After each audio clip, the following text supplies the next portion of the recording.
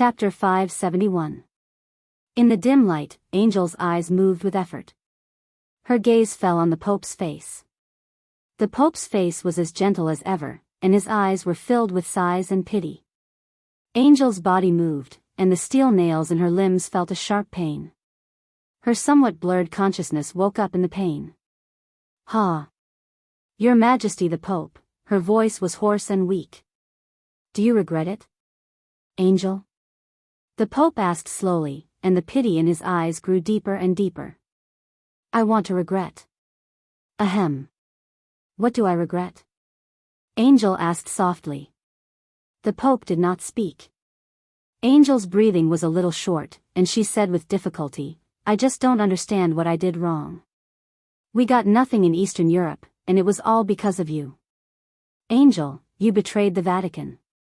The Pope's tone was still calm. "That's not betrayal. I just did what I thought was right. Arcis. Phew. He can't kill Paul. Your Majesty, whether the Vatican is willing to admit it or not, it's a fact. With our strength, we can't afford to offend Zhongzhou's state."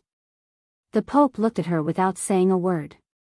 "Now, it's too late," Angel murmured to herself. "No one can control everything."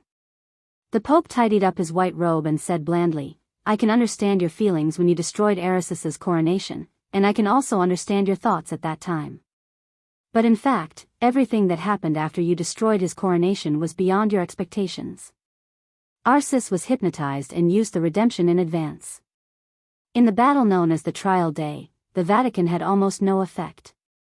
Paul and King Tong did not die, and we had no interests in Eastern Europe. In this chaos, we suffered a crushing defeat. If Arcis was at his peak, it might have been another result now. I understand your original intention, but the reality is that all this is because you destroyed his coronation. That's not my intention." Angel was silent for a moment, then sighed and said, "I overestimated Arcis." The Pope's eyes flashed with a touch of humor and bitterness in an instant. He shook his head and did not speak. Angel had indeed overestimated Arcis. As one of the few experts at the peak of the invincible realm in the Dark World, compared with the others, Aricis's aptitude was not very outstanding. He had exhausted all his potential to barely break through to the peak of the invincible realm. It could even be said that he had overdrawn all his potential. He was known as the best in close combat in the Dark World, but his willpower was always a little weak, which was also his recognized weakness. But before that, except for the Pope, no one had thought that Aricis's will would be so fragile. According to Angel's estimation, even if she destroyed the coronation, the other party's will should be far beyond that of an ordinary invincible realm expert. At most, it should be a little worse than that of a peak invincible realm expert. Except for the Pope, who could hypnotize such a person. However, after Aricis's coronation was destroyed, he directly stepped into the hypnosis trap of the Eastern Church. As a result, the strength of Aricis's will was clearly exposed in front of everyone. Without being crowned, Aricis's comprehensive combat capability was at the peak of the invincible realm in his normal state. But in terms of willpower alone, he was at most a little stronger than an ordinary invincible realm expert, and his strength was limited. This was the Saint War Angel who supported the Vatican. His willpower was not even as strong as when he died in East Island more than 3 or 4 years ago. This chapter is not over.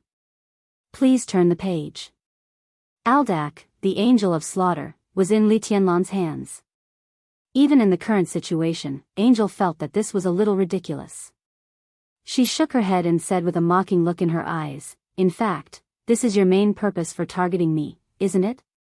The fundamental reason why I paid the price today is not because of the series of consequences caused by me destroying the coronation.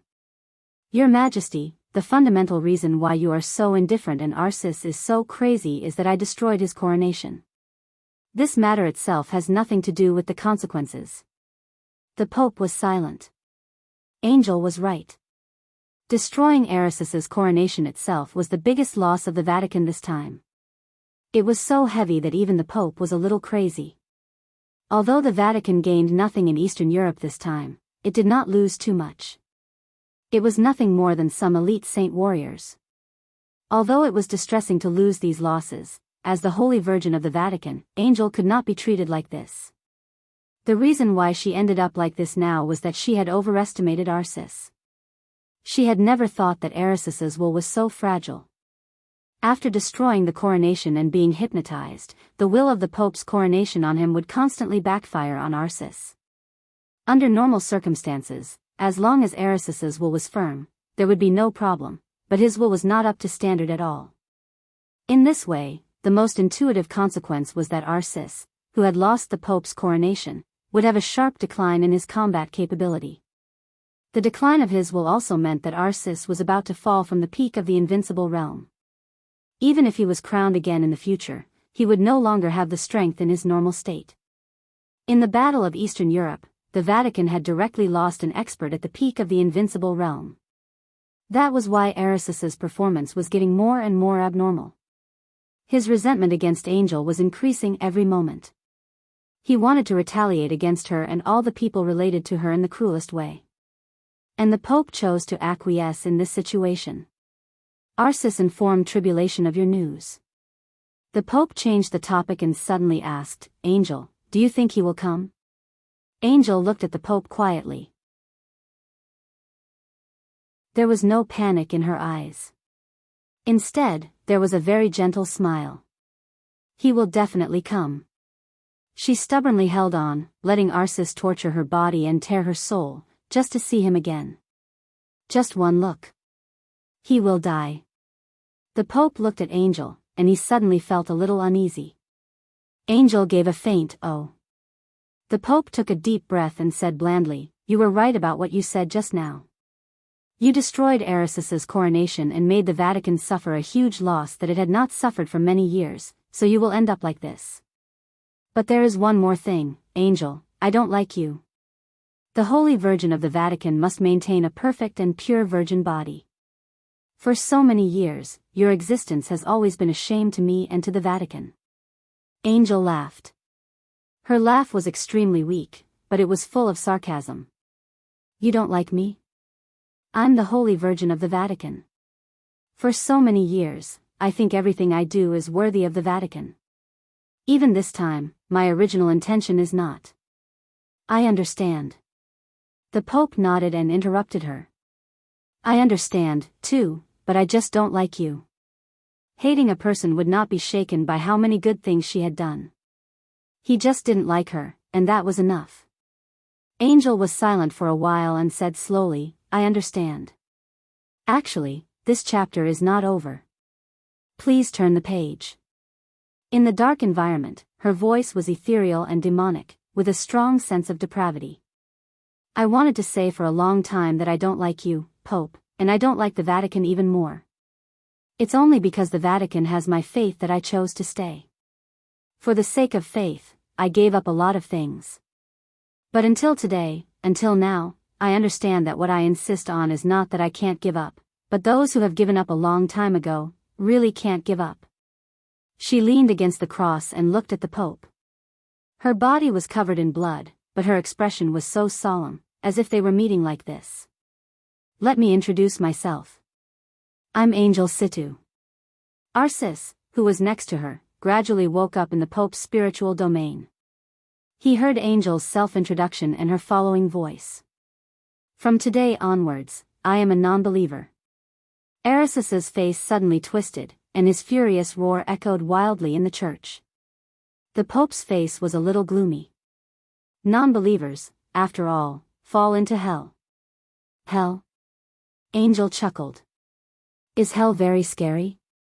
I'm in the church now, under the gaze of the Father, but in my heart, this is hell. This is arrogance. You damned. Enough. Angel suddenly interrupted Arcis's roar. She seemed to have a terminal lucidity. Her spirit was getting better, and her eyes gradually became clear and disdainful. Who do you think you are? You're a clown hiding behind the old Pope. Do you really think you're a saint, War Angel? Arcis's eyes were red, and even his hair was standing on end. All right. The Pope's light voice sounded. Angel, you've seen your end. It doesn't make sense to say anything now. He slowly turned around, walked back to the way he came, and said calmly, I said that no one can control everything. The reason why the chaos is that it is changing at any time. The general trend is changing, and so are the enemies and ourselves. We did lose the opportunity to cooperate with Li Tianlan. This is a loss in your eyes, but you don't know that after we lost Li Tianlan, we have established a cooperative relationship with the Wang family of Beihai. So in the future, Eastern Europe will still be the world of the Vatican. His figure walked to the door and paused. Arcis, he ordered in a faint and emotionless tone, destroy her. Arcis grinned hideously. Angel's body suddenly began to struggle. The sharp steel nails rubbed against her flesh, and the severe pain made her more awake. You can't destroy me. You can't do it. I can die, but I have what this clown lacks the most. Pope, you can't destroy my will. Smack. Arcis slapped Angel hard in the face. Angel no longer struggled. She suddenly laughed in a low voice. Some strange laughter echoed in the dark light. Her eyes were extremely still, like an abyss of eternal darkness. A chill gradually rose in Arcis's heart. You're all wrong. Angel said quietly, even if you unite with the Wang family of Beihai, so what?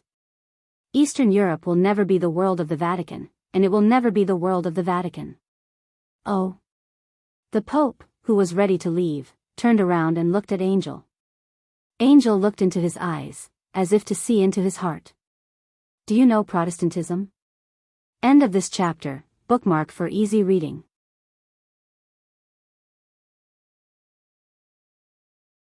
Chapter 572. It was windy and rainy. The smooth road looked extremely pale under the bright headlights. The messy heavy rain spread from the front to the far end of the sight. The whole sky seemed to become chaotic with the wind and rain. In the silent car, the three women who seemed to have calmed down again were silent. Flaming Fire held the steering wheel and said nothing. Under the cold mask and black cloak, the master of Samsara Palace leaned against the seat motionlessly, as if she was asleep. There was a dim light beside the master of Samsara Palace. Qin Weibai held the notebook and read the emails carefully. Her expression was as beautiful as an oil painting. Her fingers flew lightly on the keyboard, and she handled one thing after another skillfully. The chaos was coming. The well-prepared Samsara Palace had begun to reveal its trump cards one by one. The Samsara Palace, which had been hiding in the dark, began to take action. For the Samsara Palace, the chaos that had been planned for a long time was still chaotic, but as long as the general direction was still under its control, it was acceptable. This was the power that began to be gradually exerted after the merger of more than one force. It was specific to each department of the Samsara Palace, each family, and each important figure. Everyone was moving. The notebook in front of Qin Weibai recorded everyone's specific movements and messages. Some of the messages were completely one-way. After receiving the messages, even Qin Weibai could not confirm where the messages came from for a while. She sorted out each message and then passed it to everyone in the fastest way. The cold wind whistled, the rain beat on the car window, and the sound of slender fingers tapping on the keyboard gathered together. It was like the sound of chess pieces being placed. The whole of Eastern Europe was a chessboard. This game of chess had been planned for too long. It was no exaggeration to say that since the establishment of the Samsara Palace, everything had been prepared for this moment. A large number of spies, innumerable insiders, and lurking undercover agents, both on the surface and in the dark, involved in various industries and fields. Countless spies began to gather together with the dense news. No one could control everything. But under the circumstances that conditions permitted, the Samsara Palace had done everything to the extreme. In this round, the Samsara Palace didn't want to win for sure, but to not lose. The Samsara Palace was not a superpower in the dark world. Although they were strong, they had no foundation, and the lack of foundation made people unable to see their future. They were not as deep-rooted as the Wang family of Beihai, the Vatican, and even the Purgatory of Heaven capital. But it had only been a few months since the chaos in Eastern Europe broke out. No matter how steady the arrangements of the major forces were, there would always be some haste amidst the calm. But the Samsara Palace was different. In the land of Eastern Europe, they had been laying out for several years. All the preparations could not be more complete. In the last time, what Qin Weibai had to do was to use the information in her hands to fix the chess pieces one by one in the final position. If this chapter is not finished, please turn the page. In this way, as long as the chessboard did not flip, this game would be unbreakable. A new email appeared on the computer screen. Qin Weibai glanced at it and fell silent. She stopped typing on the keyboard. After a long time, she said slowly, "Tribulation is close to Mormons." The car was moving forward, passing through the wind and rain, neither fast nor slow. The master of Samsara Palace, who had been silent, suddenly moved and whispered, "The Vatican is finished." Qin Weibai waited in silence. But she waited for a long time, and the master of Samsara Palace did not speak. "That's it?" She couldn't help asking. "That's it." The master of Samsara Palace nodded. "What will happen to tribulation?" Qin Weibai asked directly.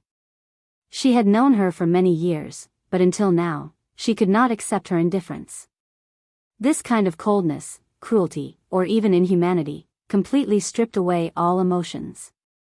When a person was in such a state, the world was incomparably pure, so pure that it could only accommodate one person's figure. Apart from that, beautiful, cruel, sad, inspiring, hers, his, it, and even herself, everything had nothing to do with her. The only meaning of such a life seemed to be to remember and wait. To recall the past and wait for the end. Qin Weibai did not dislike such a character. She just felt distressed. No one's life should be like this. What kind of life was this? The master of Samsara Palace fell silent. She seemed to be thinking, but it also seemed that she did not hear Qin Weibai's words. Qin Weibai suddenly felt a little powerless. Tribulation was close to Mormons. In the intelligence of the Samsara Palace, Holy Virgin Angel had been regarded as a traitor by the Vatican. It was not hard to imagine what would happen to tribulation after he left. But there was only one result for the master of Samsara Palace. The Vatican was finished. What would happen to tribulation? She did not seem to care about this question at all. If she did not care, how could she plan? He will not die. The master of Samsara Palace's voice was like a sigh, with extremely complicated emotions. Qin Weibai once again turned a piece of intelligence into an order and sent it down. She looked at the screen, thought for a while, and said, "I'm not sure." The Samsara Palace's control of Mormons had really reached the extreme. The pervasive penetration over the years could almost be said to be really everywhere. In that small city close to the Polar Ground and the headquarters of the Polar Ground Alliance, nothing could be hidden from the Samsara Palace. The Samsara Palace received the news as soon as the Vatican took Angel into Mormons. But at that time, all the arrangements of the Samsara Palace had begun. The master of Samsara Palace had also left Mormons. The elites of the Lin clan were still gathering. Only Lin Fengting was in Mormons. But Lin Fengting was also the most important person in the final battle. The Samsara Palace could not let him be alone. This chapter is not over. Please turn the page. He was going to face the Pope, Arcis, and many of the most elite saint warriors. Most importantly, according to the Samsara Palace's prediction, although Angel was in danger, it was not impossible to turn the situation around. However, the only thing that was out of the Samsara Palace's expectation was that the Vatican was too lenient and cruel to the traitors. They tried to wash away the shame with purification for the traitor Holy Virgin. But in the face of the deputy commander of the Holy Disarmament Corps, who also betrayed the Vatican, they were too lenient. Melad betrayed the Vatican, but he also established cooperation with the Vatican. The Pope was too decisive in this matter. He did not even hesitate at all. He was so fast that the Samsara Palace could not operate anything at all. In this way, not only Angel, but also the possibility of tribulation surviving was infinitely reduced. Qin Weibai subconsciously glanced at Flaming Fire. Flaming Fire drove quietly at a moderate speed. She shook her head and said, "It's too late." "Is that the only way?" Qin Weibai looked out of the window and muttered to herself. "That's the best." The master of Samsara Palace said indifferently, "After the trial day, the Vatican failed to plot against the 5 countries in Eastern Europe and has begun to cooperate with the Wang family of Beihai. There is little information in this regard. We can't determine to what extent their cooperation with the Wang family of Beihai has reached. But in the final battle, they will not be our friends. In this case, it is better to let them withdraw in advance." "Is this an exchange?" Qin Weibai suddenly asked. The master of Samsara Palace was silent for a while and said faintly, "It's worth it." In her eyes, there was no such concept as whether it was cruel or not, only whether it was worth it or not. Qin Weibai looked at the master of Samsara Palace quietly for a long time. "I can understand your thoughts," she said slowly and softly, "but have you ever thought about what Tianlan will do if he knows that tribulation has gone to Mormons?" "I'm mentally prepared." The master of Samsara Palace's voice was dull. "If he appears on the battlefield, I'll come." She paused and continued, "And he may not necessarily go. The Snowdance Corps will not play a role in this final battle." Qin Weibai thought of the news that came not long ago. The Snowdance Corps, which was gathered in the parade square of Reki City, was defeated by Sword Emperor Wang Tianzong. While the banquet in Reki City was still going on, President Li Huaqing of Zhongzhou State and commander of the Snowdance Corps, Li Tianlan, had already rushed to the office of the president. Qin Weibai frowned. "Can't Li Huaqing persuade Wang Tianzong? Have you ever seen a real chosen one?" The master of Samsara Palace suddenly asked. Qin Weibai was stunned and shook her head subconsciously. The master of Samsara Palace turned to look in the direction of Reki City and muttered to herself, "He's coming soon." She looked through the window. Outside the window, there was only heavy rain. The rain was like black ink, covering the sky. It was so cold and so desperate. End of this chapter. Bookmark for easier reading.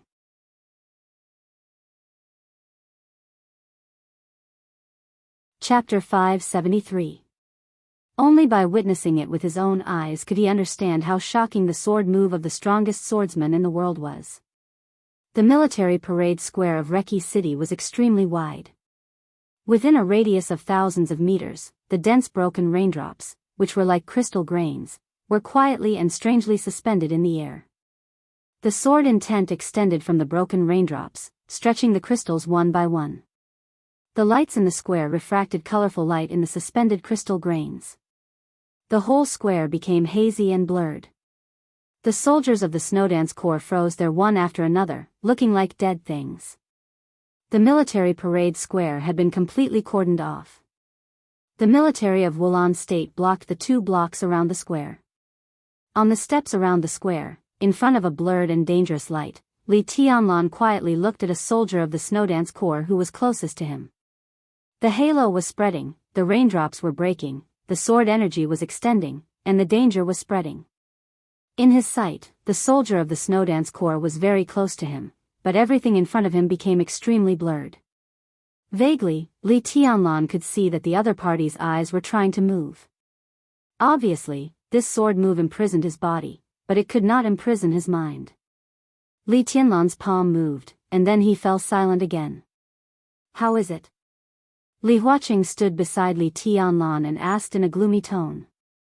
His expression was solemn, but his eyes were extremely cold.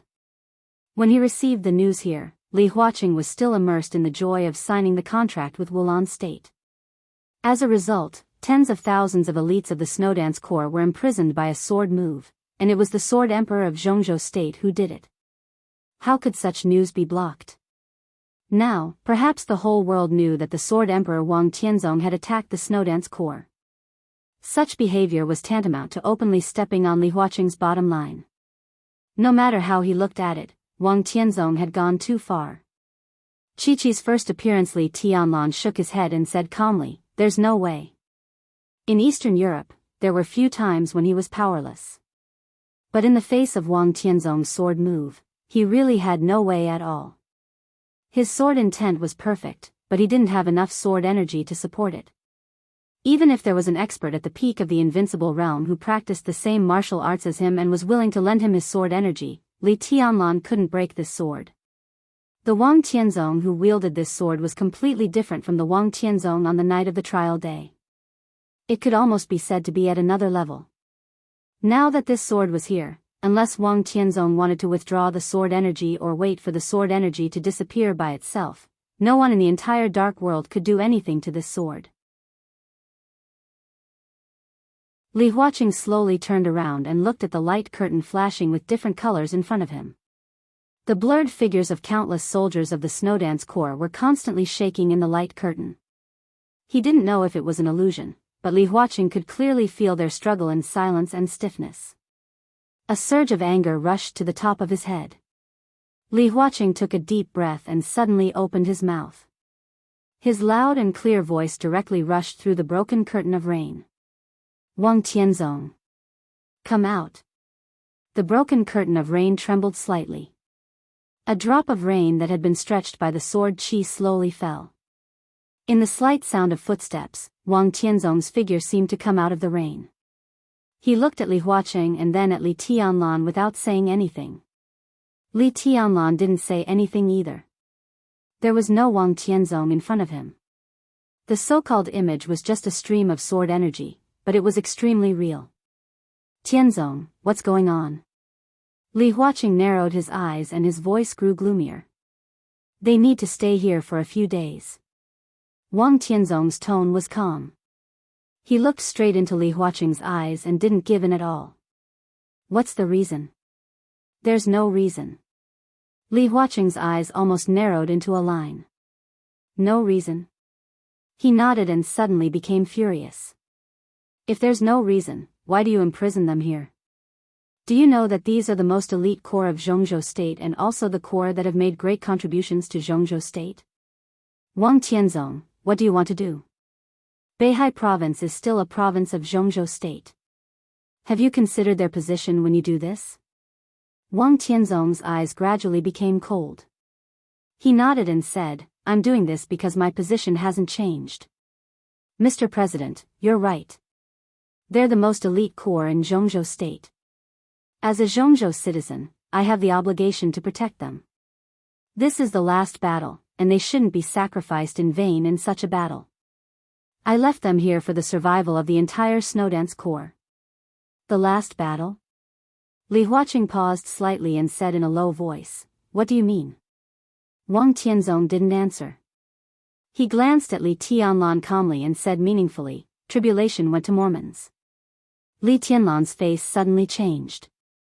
At the same time, his cell phone suddenly rang. Li Tianlan took out his cell phone. It was Situ Tsanyue's phone number. Pale lightning flashed across the night sky of Reki City. Li Tianlan answered the phone. In the messy wind and rain, in the rainy season of Eastern Europe, an unprecedented thunder suddenly shook between heaven and earth. In the lightning and thunder, Li Tianlan, who was holding the phone, turned livid in an instant. The thunder gradually passed. The heavy rain poured down. When the rainy season was about to end, an incomparably wild heavy rain swept through all of Eastern Europe. Lightning raged in the air. Li Tianlan silently put down the phone. The image of Wang Tianzong condensed by the sword energy had disappeared. Li Tianlan looked in the direction of Wang Tianzong across the square and was silent for a long time. In the room with the lights on, Wang Tianzong, who was dressed in a wide robe with big sleeves of the Han costume, was also looking in Li Tianlan's direction with a writing brush in his hand. He watched Li Tianlan narrow his eyes, watch him remain silent, and watch him turn around and leave. Where are you going? Li Huaqing's voice sounded. Li Tianlan didn't look back and said calmly, Mormons. Wang Tianzong laughed. At this moment, he didn't know if Li Tianlan understood, but he had already understood. These were not his plans. At his current height, he no longer needed any plans. Li Tianlan was indeed tricky, but as long as he wanted to, he could solve it in the simplest way. when the Snowdance Corps was imprisoned here. In the vast Eastern Europe, Reki City, Wulan State. There was no young marshal. On the final battlefield, Li Tianlan was just Li Tianlan. That was all. Over the manor of Mormons, the wind and rain suddenly became heavier. The polar night was getting darker. Inside and outside the manor, the hazy fog seemed to have broken free from its shackles and began to fill every corner. The white fog, which represented rich vitality, flowed slowly and lingered in every flower and leaf in the manor. It gathered and did not disperse, looking beautiful and mysterious. The deep black and white fog of the polar night slowly intertwined. Lin Fengting silently walked in the garden, carefully looking at the grass and trees in front of him. His movements were very slow, and his eyes were focused on every flower in his line of sight. Such a serious posture gave people the feeling that he wasn't looking at the flowers at all, but was looking for something. An old voice sounded behind him, and he was a little confused. "What are you doing, sir?" Behind Lin Fengting, the 13th Super Master of Samsara Palace, Xian Xuanzi, the metaphysics grandmaster of Zhongzhou State with the code name Tianji, held an umbrella with a puzzled look in his eyes. He had used a mortal fate to connect Li Tianlan's dragon vein with Qin Weibai, and their vitality was closely connected. Now it was time to have a result, so he naturally had to come and see. But he did not know what Lin Fengting was looking for here at this time. Lin Fengting walked slowly, as if he did not hear Xian Xuanzi's voice. Xian Xuanzi hesitated for a moment and followed Lin Fengting with an umbrella, carefully observing the white fog condensed by fate around him. The frantic raindrops pattered on the pitch-black surface of the umbrella. The flowers and plants shook, the thunder roared, the lightning flashed, the wind howled, and the rain fell. It was noisy. In a trance, Lin Fengting's very soft and low voice sounded, with trance and unreality. "Master, do you think there will be two flowers that are exactly the same in such a big garden?" Xian Xuanzi was stunned for a moment. There would not be two leaves, two flowers, or two people that were exactly the same in the world. He glanced at Lin Fengting and said with a smile, "Maybe there will be similar ones." "No." Lin Fengting's voice was a little persistent. "I mean, exactly the same." "How is that possible?" Xian Xuanzi smiled and shook his head. "I thought it was impossible before, but why is it impossible?" Lin Fengting muttered to himself and shook his head. Xian Xuanzi suddenly felt a little uneasy. His eyes focused and looked at Lin Fengting. "What do you mean, sir?" "Boring." Lin Fengting shook his head. "These," he pointed to the vast fog ahead.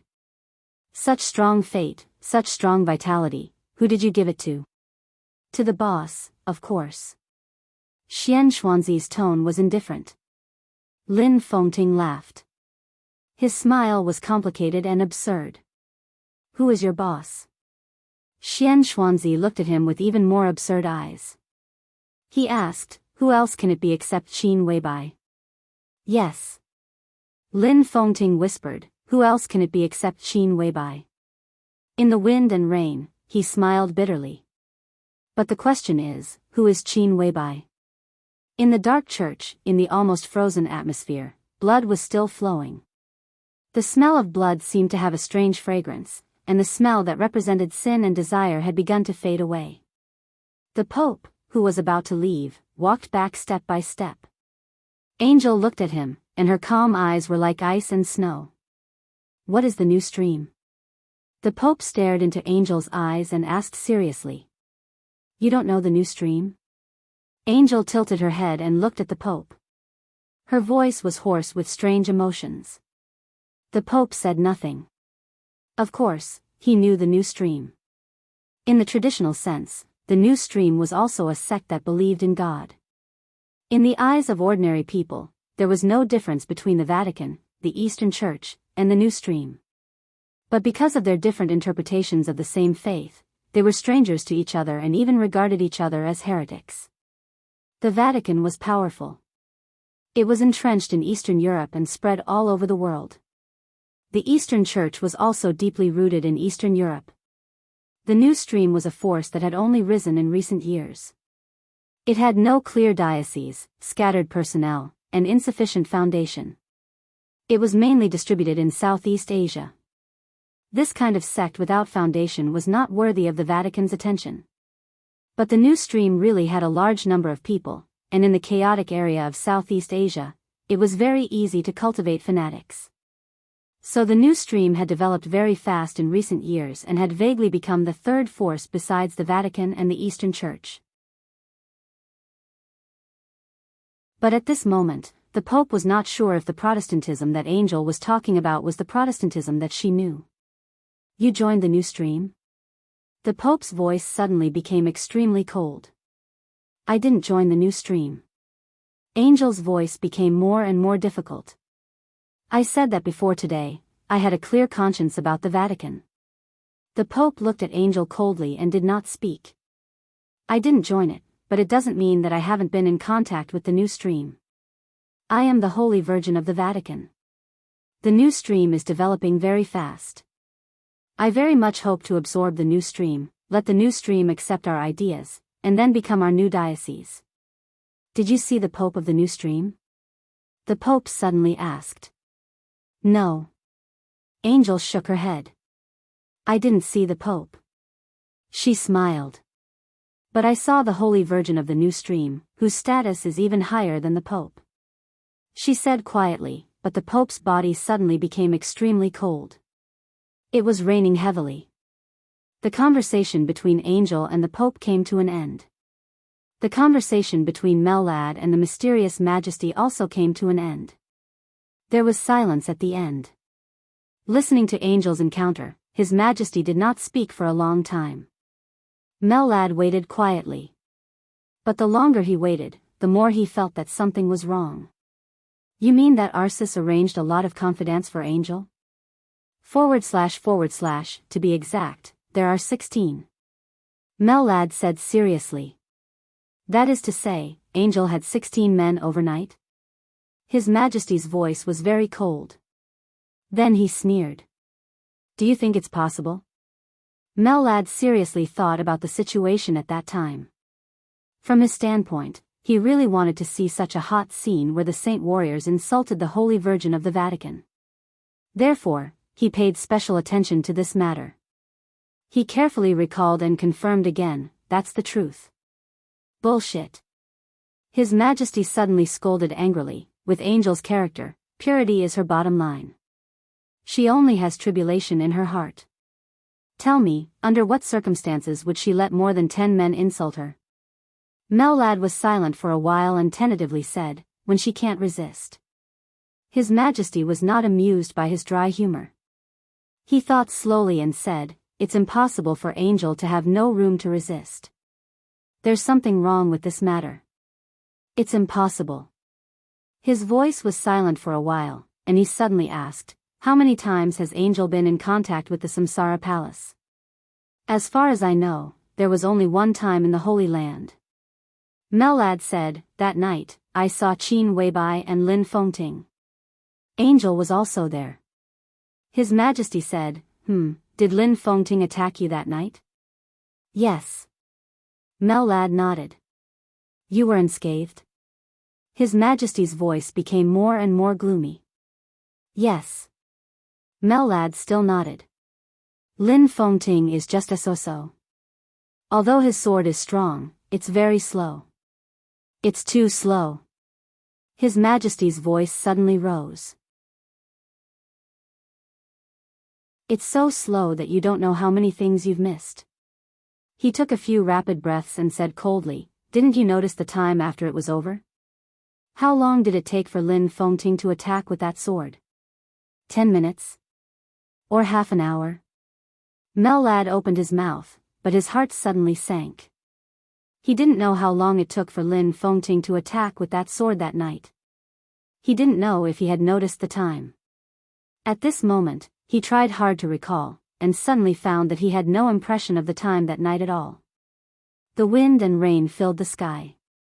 His Majesty hung up the phone. Under the gloomy polar night, the roar of the engine with a crazy meaning sounded faintly. The bright headlights rushed over like two raging tides and rushed straight to the church. The sky was full of killing. At the same time, the atmosphere in the church hall had completely frozen. The Pope regained his indifference. "Angel," there was a sigh in his voice. Angel suddenly raised her head and looked at him. "My name is Situ." She laughed softly. In an instant, all the Pope could see was Angel's figure. Her figure was so tall, so clear, and so beautiful that it almost occupied the whole world. The Pope was at a loss for a moment and suddenly woke up. This was an absolutely pure spiritual domain. This was the transcendent realm. The Pope suddenly retreated, and his voice became extremely high as he retreated. "Kill her." The sound of a heavy object falling to the ground rang out without warning. Before Arsis came back to his senses, around him, one after another, the saint warriors who had once insulted Angel with a grim smile had fallen silently. The hall of the church was still extremely dark. But the light was changing slightly. In a trance, Angel, whose limbs were nailed to the cross, was bleeding. But the smell that was full of desire was moving away. Her body was no longer naked. The torn white dress reappeared on her body, extremely clean and tidy. Arissa's eyes widened in disbelief. Was everything just an illusion? How was it possible? Angel, who was wearing a white dress and bleeding, slowly opened her eyes. Trash. She looked at Arsis, and there was undisguised arrogance in her tone. "I said that you are a clown, and I have the will and spirit that you lack the most. How dare you insult me?" Arissa's huge body suddenly trembled. Extreme anger swallowed all his reason in an instant. The whole night, all the scenes, the cruel revenge, the desperate struggles and wailing, were all the scenes he had imagined? Now Angel's dress was neat and tidy. When the illusion disappeared, she was so arrogant. You, Arissa's fingers kept trembling. Angel glanced at Arsis coldly. Arissa's face was angry and resentful. In Angel's spiritual domain, he didn't feel anything strange, but Angel spat out a mouthful of blood directly. At the same time, the Pope's aura also quickly weakened. The Pope's figure began to retreat quickly in the darkness, but his order did not change. "Arsis, kill her." Angel laughed. Outside the church, the wild and galloping vehicle crashed into the church. In the polar night sky, there was a fire burning in the continuous heavy rain. Angel's body straightened up and she said calmly, "Everything you did tonight is blasphemy. You are guilty."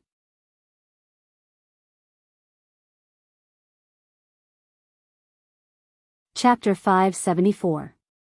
The Pope quickly stepped back. He had been standing on the altar all his life, controlling people's hearts, and his words were law.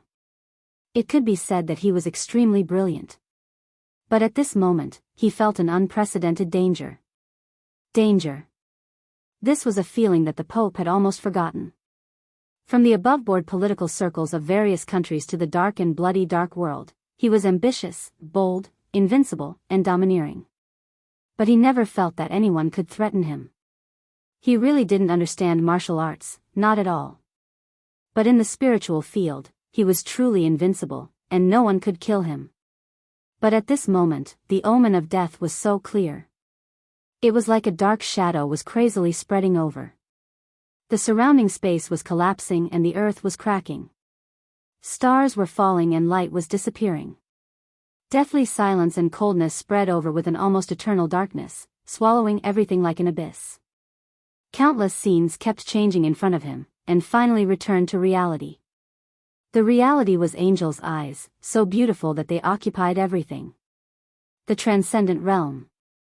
At this moment, the Pope could finally be completely convinced that in his invincible spiritual field, there was now an opponent who could compete with him. The traitor of the Vatican, the Holy Virgin Angel, had also entered the transcendent realm. How was this possible? The Pope only felt that everything that had happened today was extremely absurd. Everything that Angel had experienced, all the insults, and the sinful desires, were all illusions. But when he was unprepared, even he was deceived. A faintly discernible sense of panic gradually took over his consciousness. The Pope's retreating figure suddenly stopped. In an instant, his pupils condensed and shrank, and there was a pure and flawless silvery white color between his eyes. This was the most powerful and perfect will in the entire dark world. It was like a vast galaxy, like a surging sea. With a huge oppressive will, it followed the Pope's gaze and went straight into Angel's eyes. It was irresistible. "Arcis, kill her." The Pope's deep voice sounded, incomparably majestic. Angel was motionless, but her spirit was more active than ever. The Pope's eyes were silvery white, and his eyes were shining. The clear softness in Angel's eyes gradually faded, became dark, and became silent. The two of them looked at each other. The same perfect will instantly met. At that moment, the Pope did not feel any ordinary emotion in Angel's will. It was darkness. Deathly silence, coldness, numbness, madness, and incomparable despair. The Pope suddenly opened his eyes wide. In this darkness, he finally saw the truth.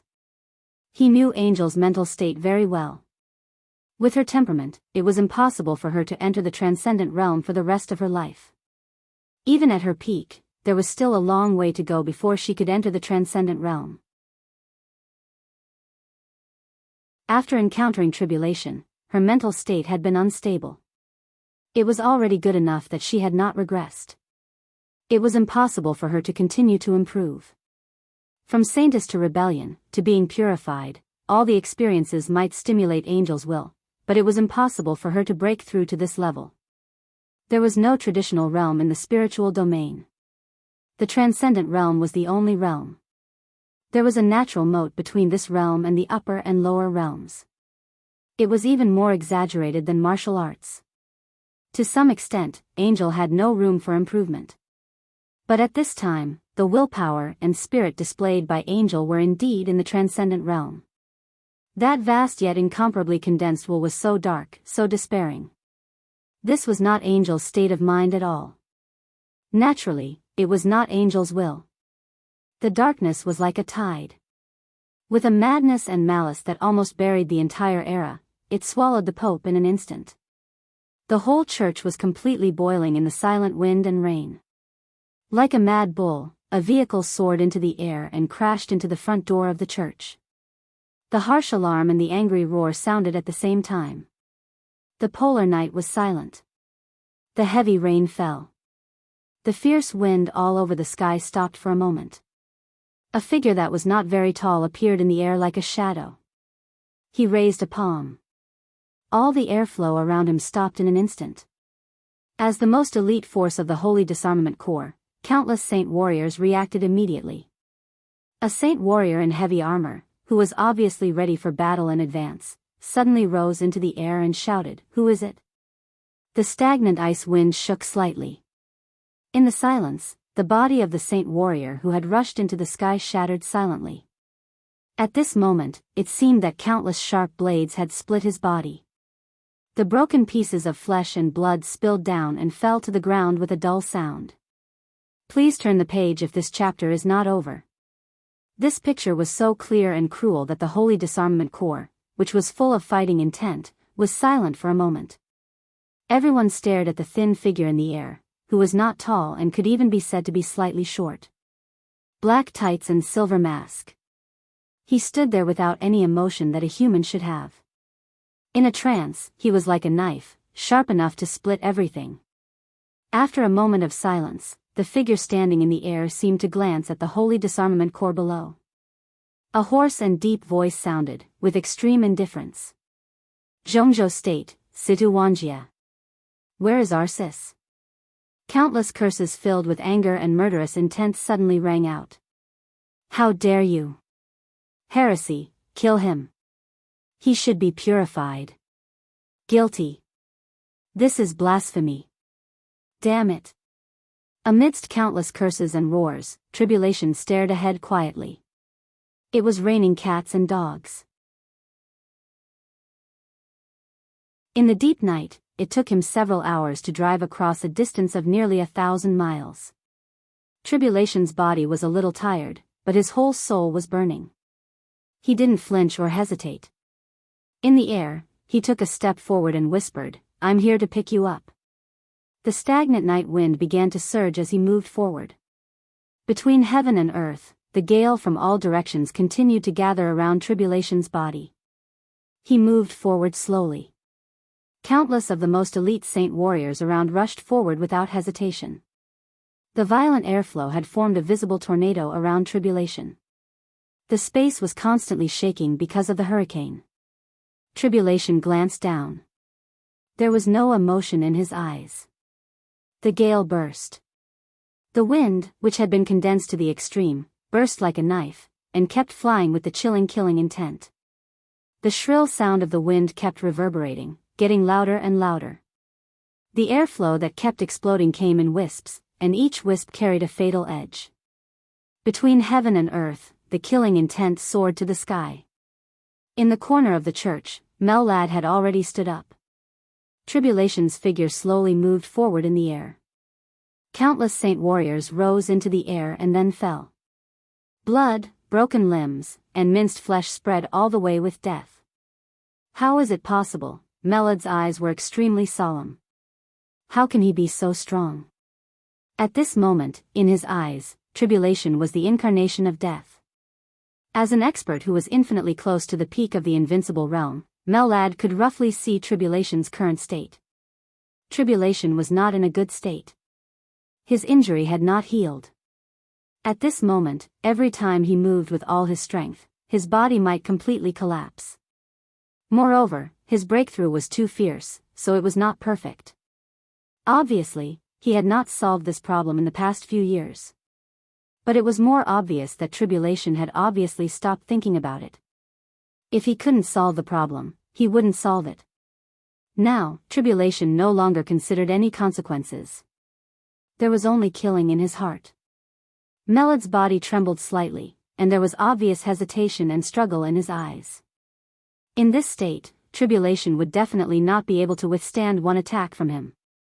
Mellad was sure that as long as he appeared in front of him, he could beat Tribulation into a bloody mess with just one punch. Not to mention him, any ordinary Invincible Realm expert, even a half-step Invincible Realm expert, or even a peak of the thunder-shocking Realm expert could kill Tribulation with a full blow.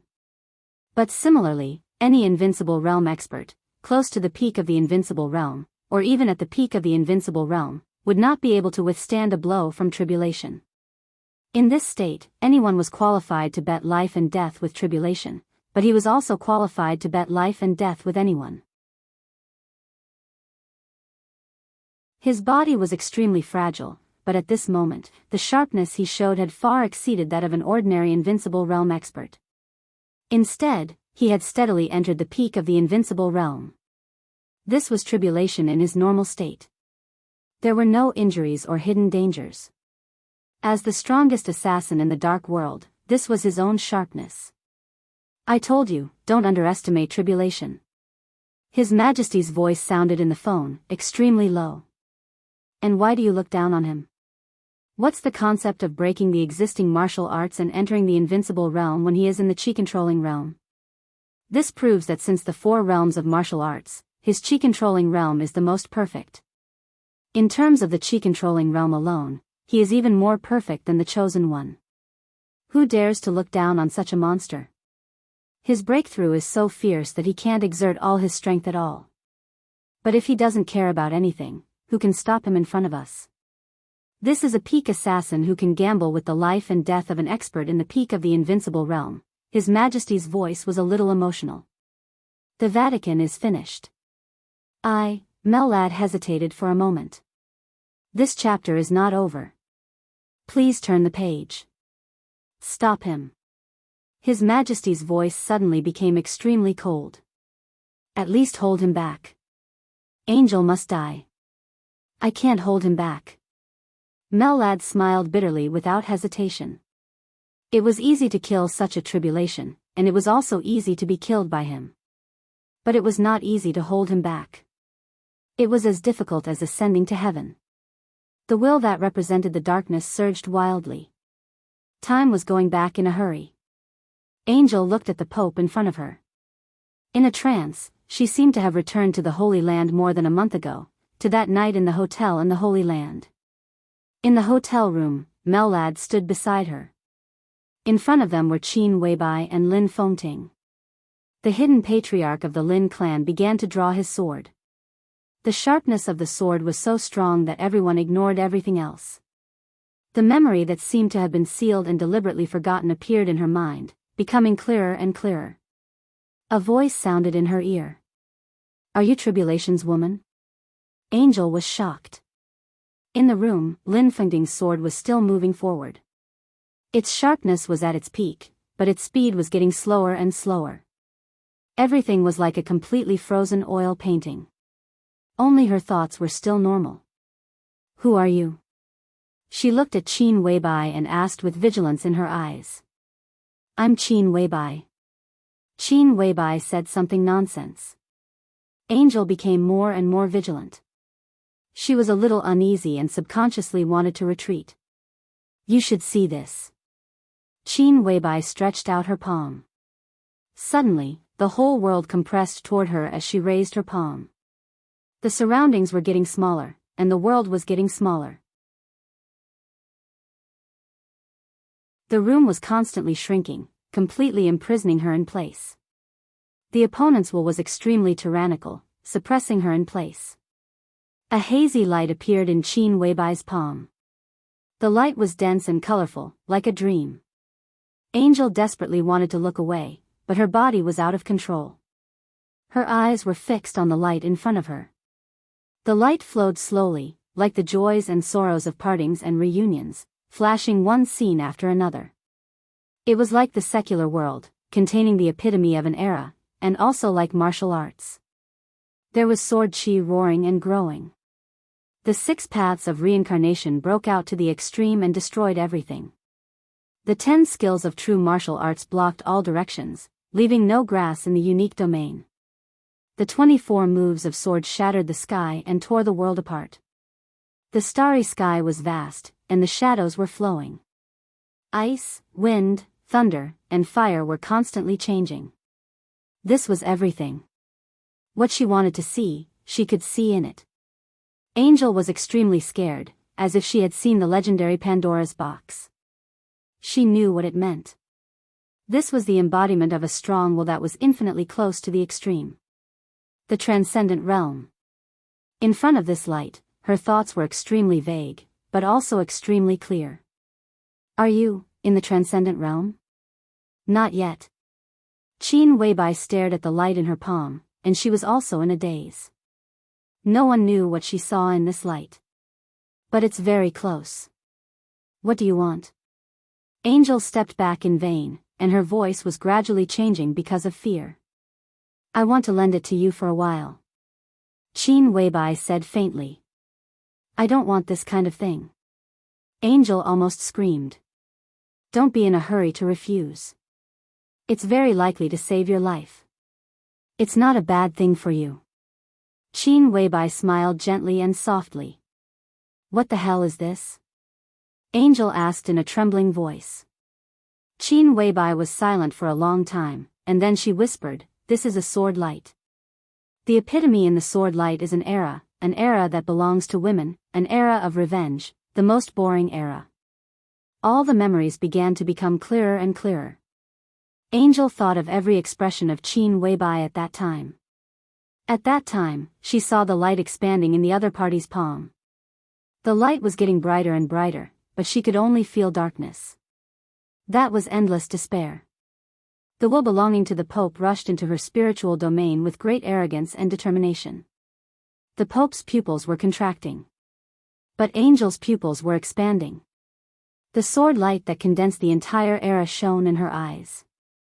It was so fierce and so lonely. Vaguely, she remembered that she asked again at that time, "What the hell is this?" Qin Weibai's answer seemed equally clear at this time. The heart of despair. End of this chapter, bookmark for easier reading.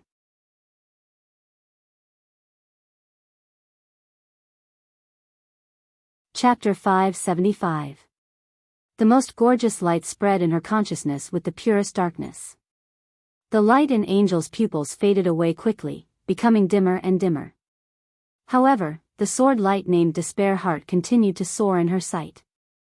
Her spiritual realm and the sword light merged into one, completely stabilizing in the transcendent realm. Countless pictures kept flowing. Vitality slowly passed in Angel's body. The Pope's body began to tremble obviously.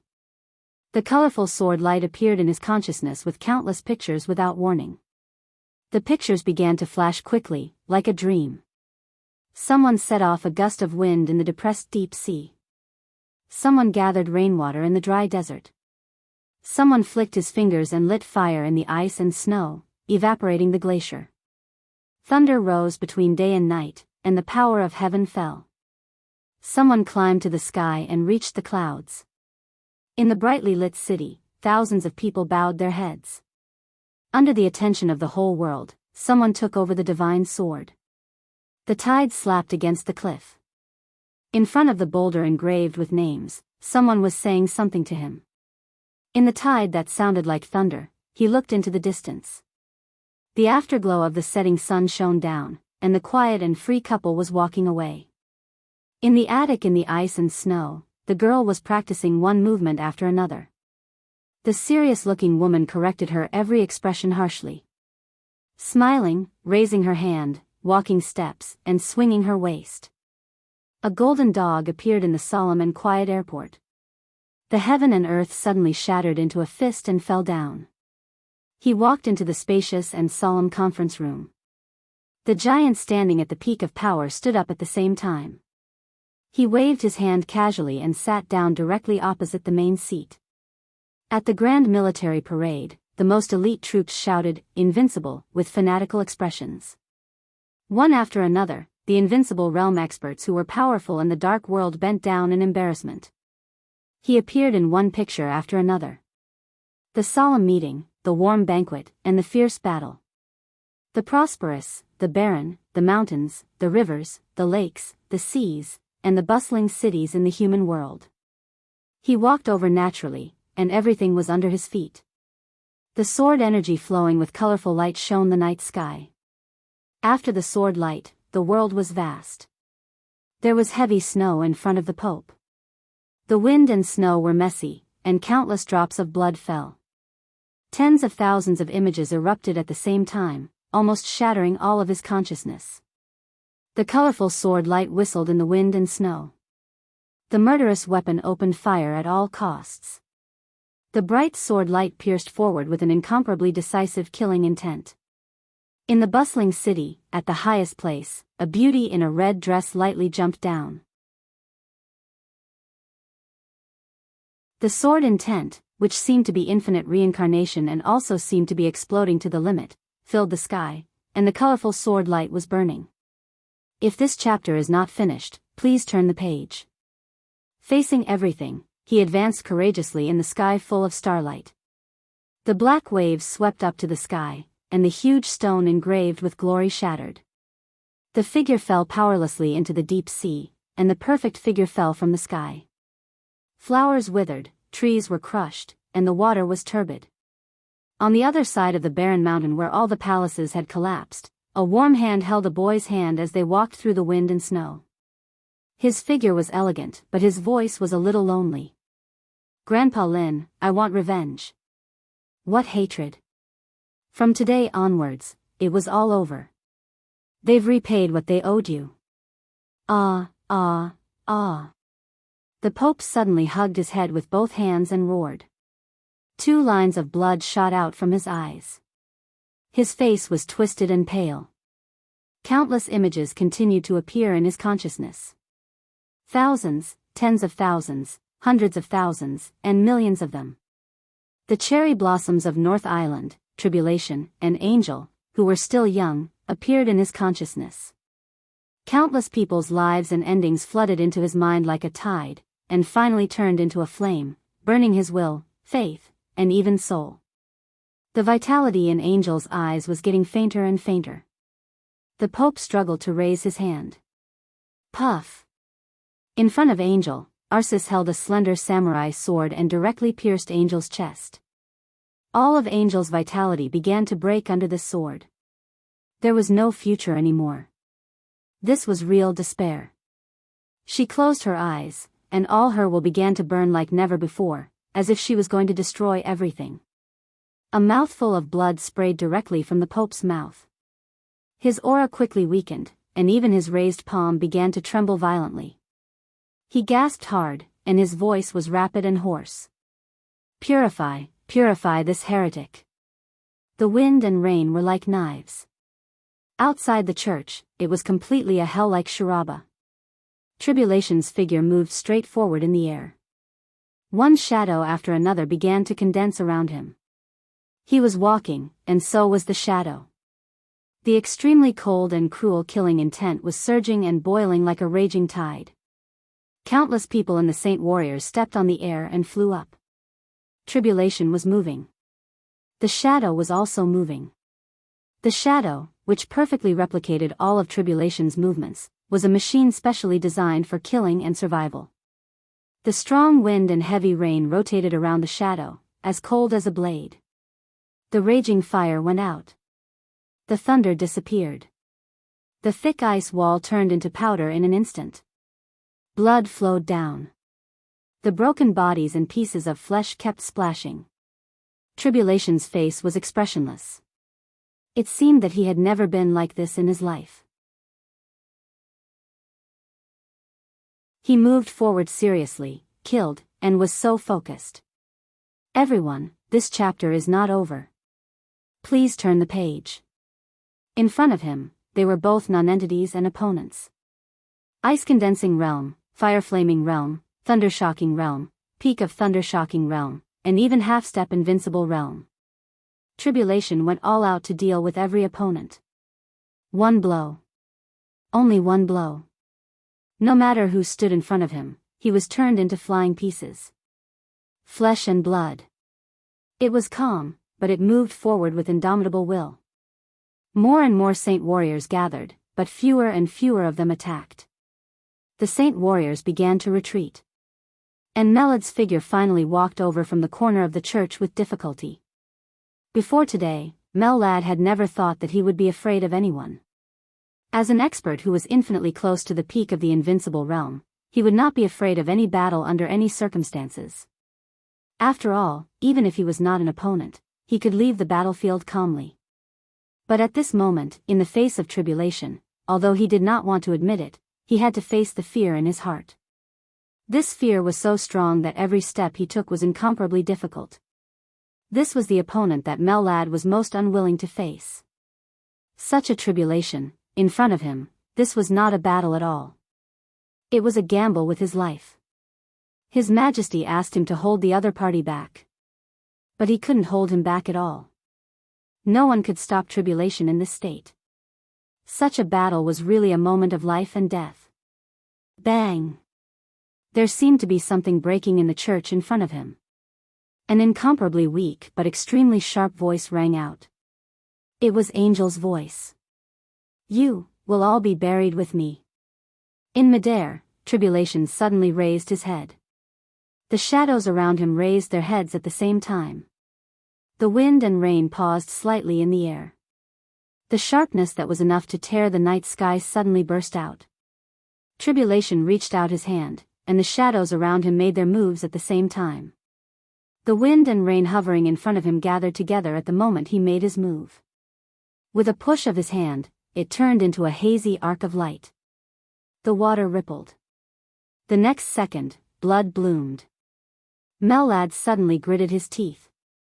His body rushed up into the sky with countless residual shadows. Like a bolt of lightning, he pounced on Tribulation. The moment when it seemed to become extremely fast and then extremely slow, Tribulation glanced at him. His eyes were extremely calm, without any emotion or life or death. He put his palm up. The black shadows around him dissipated. A sharp sword chime filled with killing intent suddenly sounded between heaven and earth. With the vast heaven and earth as the sheath. With the wind and rain all over the sky as the sword. Without dodging, Tribulation stared at Melad. His arm fell, and he directly slashed with his sword. End of this chapter, bookmark for easier reading.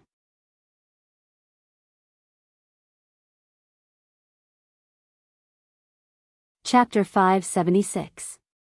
There was no feeling that could describe this sword. Tribulation raised his arm, and wind and rain gathered silently.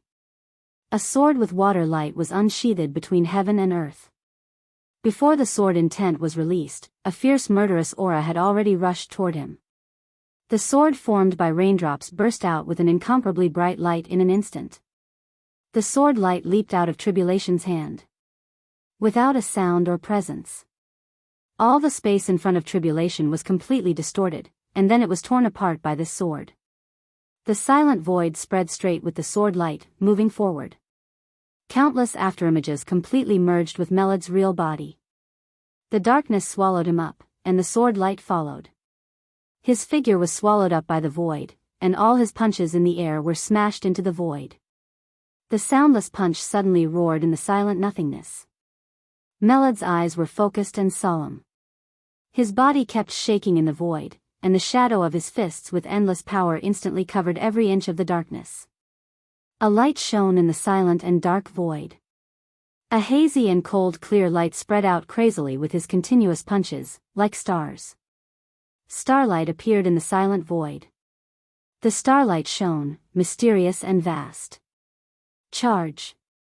Without the slightest hesitation, Melod's figure directly began to charge at full speed.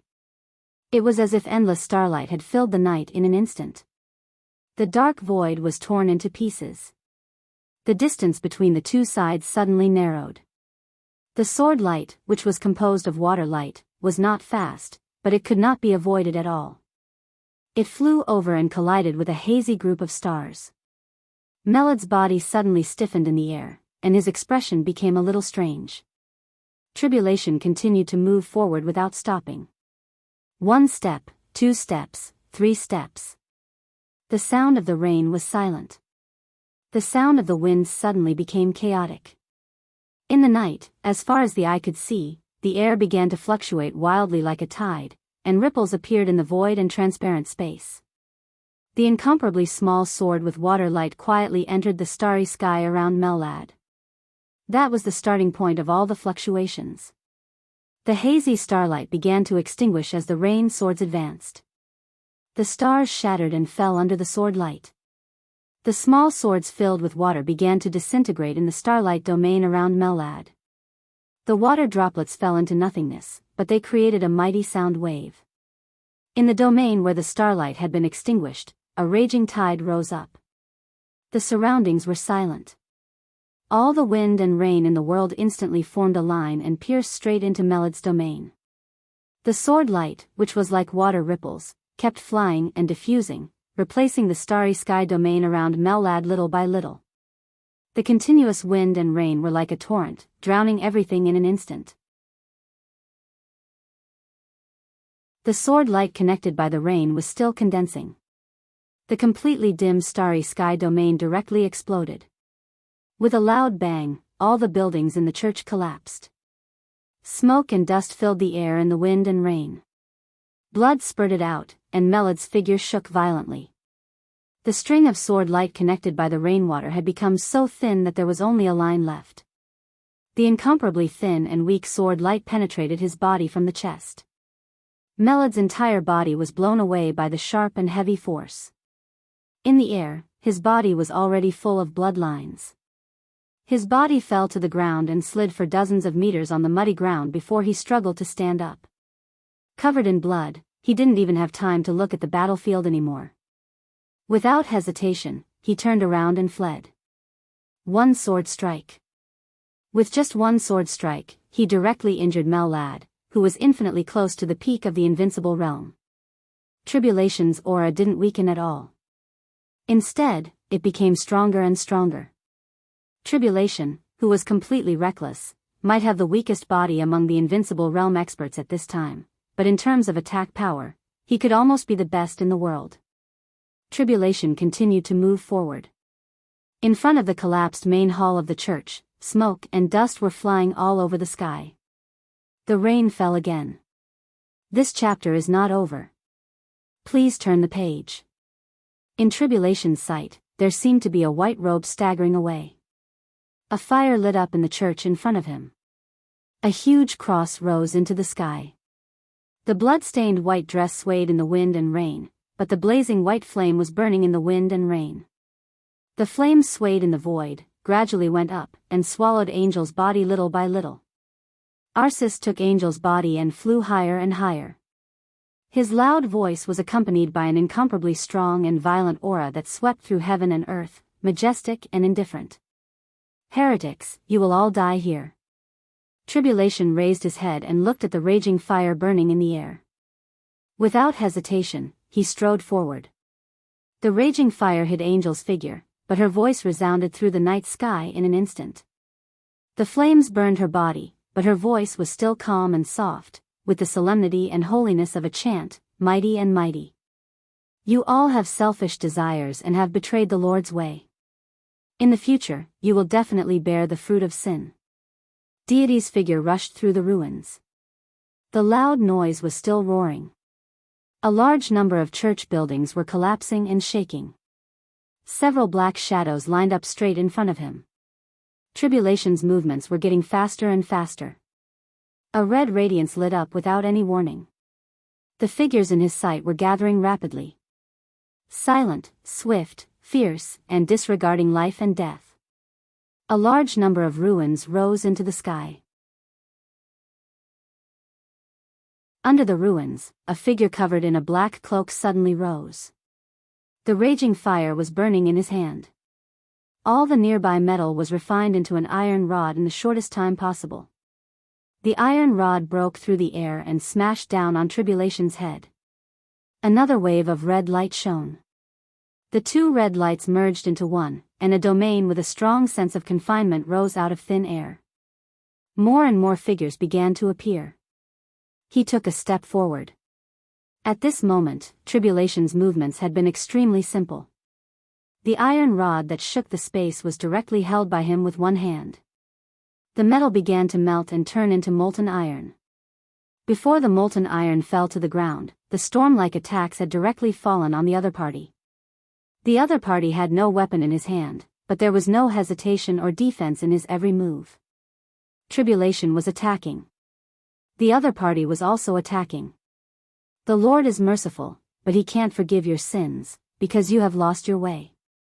The crazy attacks broke out to the limit in an instant. Tribulation didn't stop at all and kept moving forward. But the violent attacks didn't tear the other party's body. When the attacks hit the other party's body, there was a fierce sound of metal colliding.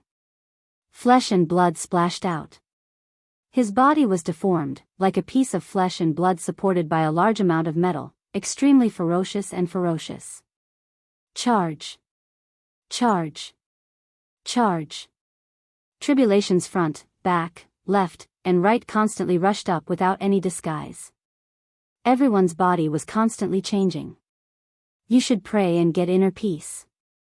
Even if the Lord is not listening, you can refuse the temptation of the devil. Bang! A loud roar suddenly sounded. Tribulation slowed down. The sharp aura on his body instantly became extremely heavy, as if it was in harmony with heaven and earth. Several black shadows merged with his real body. Tribulation's momentum continued to soar. In front of him, the skeleton that had been transformed by metal was getting taller and taller. Tribulation took a step and waved his fist. The space was completely broken in an instant. The fire lit up. The huge metal skeleton was completely shattered in one punch. The explosion with strong destructive power swallowed Tribulation's figure. The roar almost shook the whole city. There was a rapid and strong heartbeat in the aftermath of the explosion. Please turn the page if this chapter is not over. The thin and short black figure with a silver mask was like death walking out of the fire. The killing intent that seemed to be real rushed out with a strong sense of death. Another punch. The explosion sounded without any suspense. In the huge explosion, Tribulation's body shook. Tiny metal fragments had penetrated his body. Blood kept flowing, but Tribulation's momentum did not decline at all. His aura was still rising, as if it would never end. "You stare at hell, and hell stares at you. The domain with red light began to shrink slowly. In the domain, the figure kept changing, becoming taller and taller. The figure became more and more ferocious and approached without hesitation. There was finally a flash of mockery in Tribulation's eyes. A super soldier of this level, with this degree of transformation, this degree of defense and attack, was qualified to cause some trouble to an invincible realm expert alone, not to mention in a group. There were super troops that had been transformed by themselves all over the world, but few could reach this level. This was almost the limit of the current scientific transformation of the human body, and it was also the strongest level. The strongest level could only come from the strongest country. Crack. The sound of bones breaking rang out. In his sight, the elbows of the remaining black-robed soldiers suddenly bent backward to the limit. The black muzzles stuck out from their elbows, and their bodies gradually burned with flames. Violent gunshots rang out. With the most penetrating special bullets, the scorching temperature directly shot out from their eyes, turning into lasers that could burn everything. Zhongzhou State, the Terracotta Army. Tribulation laughed. There was no warmth in his eyes, and his low and hoarse laughter carried the most violent killing intent. One after another, pitch-black shadows appeared beside him. Bullets flew wildly. Scarlet and dazzling lasers. A domain that was close to absolute confinement. Such tacit cooperation. Such a terracotta army was not a temporary elite at all. It was a complete terracotta army, a complete team. Azure Dragon would not appear here. Black Tortoise would not appear here. Vermilion Bird would not, either. It was self-evident which team the terracotta army in front of him belonged to. Those who blaspheme will not be forgiven, nor will they live forever, nor will they enter the divine kingdom. Tribulation's hands began to make mudra. Beside him, shadows began to form hand seals one after another. The straight lasers instantly broke into countless pieces and flew everywhere. The bullets in the air exploded in the air, and cracks appeared in the red domain. The large ruins under his feet began to tremble, and the fierce wind rose. With Tribulation as the center, heaven and earth within a radius of tens of meters became completely chaotic in an instant. All-embracing collection. Tribulation's palm made the last mudra. His body glowed. Angel's calm voice continued to ring, like the end. The Lord has sent a messenger. The sinner will fall to hell forever. The light burst out. The shadows around Tribulation were blown by the strong wind. The strong wind disappeared. An incomparably gentle stream of air blew past him. Tribulation's eyes were dead and empty. A whole group of terracotta army was still charging forward. As the wind blew, their bodies began to disappear, turning into the finest powder, swirling in the air.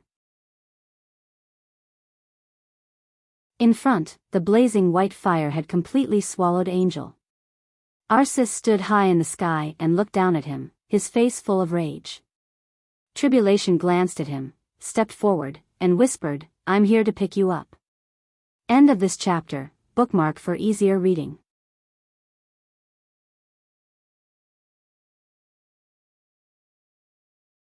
Chapter 577. The wind and rain howled. The pale lightning was still flickering in the air. With the church as the center, people in the whole block near Mormons were running and gathering. In the chaos of Eastern Europe, the Vatican had made the largest investment in the dark world in recent years. Nearly 2,000 saint warriors had gathered in Eastern Europe.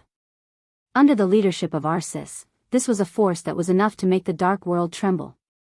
At this time, this force had been concentrated in Mormons. In the mournful wind and rain, nearly 2,000 people charged in the direction of the church at the same time. The whole church had completely collapsed. The saint warriors stationed in the church suffered heavy casualties. Mellad fled with serious injuries. The Terracotta Army, which had appeared here under the impetus of countless conspiracies, was completely annihilated.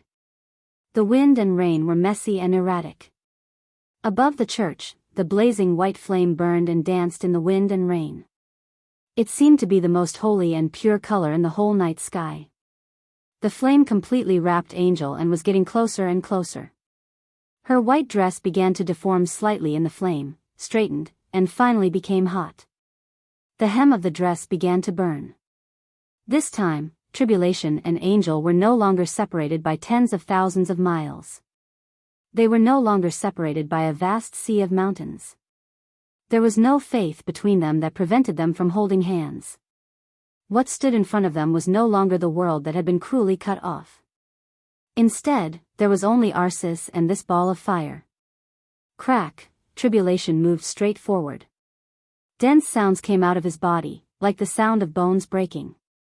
He killed the Holy Disarmament Corps, seriously injured Mel-Lad, and destroyed the Terracotta Army. At this time, his whole aura had become completely violent and had climbed to a peak that he had never reached in his life. The sound of bones vibrating became clearer and more intense. No one could see Tribulation's expression. Under the mask, his eyes gradually twisted and became dangerous and ferocious. "You deserve to die." His deep and hoarse voice sounded, like the will of heaven and earth. "I told you, you're all going to die here." Arisis's aura had been rising.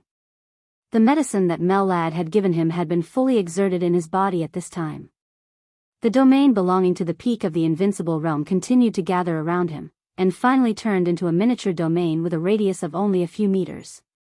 The domain, which was condensed to the extreme, firmly imprisoned Angel's body in the air. There was a void inside the domain, and only the white flame was constantly burning. Heresy. Arsis grinned hideously. His voice shook at the same time as the thunder in the sky, almost resounding throughout Mormons. "You seduced the Holy Virgin. This is your punishment." A thick palm that symbolized absolute power was raised. Tribulation's figure began to sprint. "Go to hell." With a loud and vast voice, Arisis's palm began to fall. The distance was neither too far nor too short, and it was almost a straight line. In an instant, the domain around Arsis began to shatter. A black shadow appeared beside Angel. Tribulation was sprinting, and so was the black shadow. The black shadow cut directly into the white flame beside Angel and opened his hands. Tribulation took a step forward. It would only take 1 second, no, only half a second for his real body to swap places with the shadow and appear next to Angel. Half a second. Time passed so quickly, and the distance was so short. Buzz. An ear-piercing sound wave suddenly swept across the void. To ordinary people, this sharp sound would only be a fleeting sound. However, in the ears of experts who were absolutely focused in battle, it was a sharp sound. If this chapter is not finished, please turn the page. It was like a steel needle piercing directly into the ear. The domain around Arsis was completely shattered by Tribulation's sudden advance. But before Tribulation had time to change his position, a new domain had appeared beside him again. This was not a man-made domain, but the power of science and technology. Strictly speaking, it was a magnetic field. The huge magnetic field enveloped Tribulation without warning. Because the extremely strange suction came from all directions and acted on Tribulation's body in an instant. Puff. Tribulation, whose attack power was the best in the world but whose body was already extremely fragile, suddenly deformed in the huge suction. Countless bones were dislocated in his body, and blood flowed from every part of his body. There was no time to react.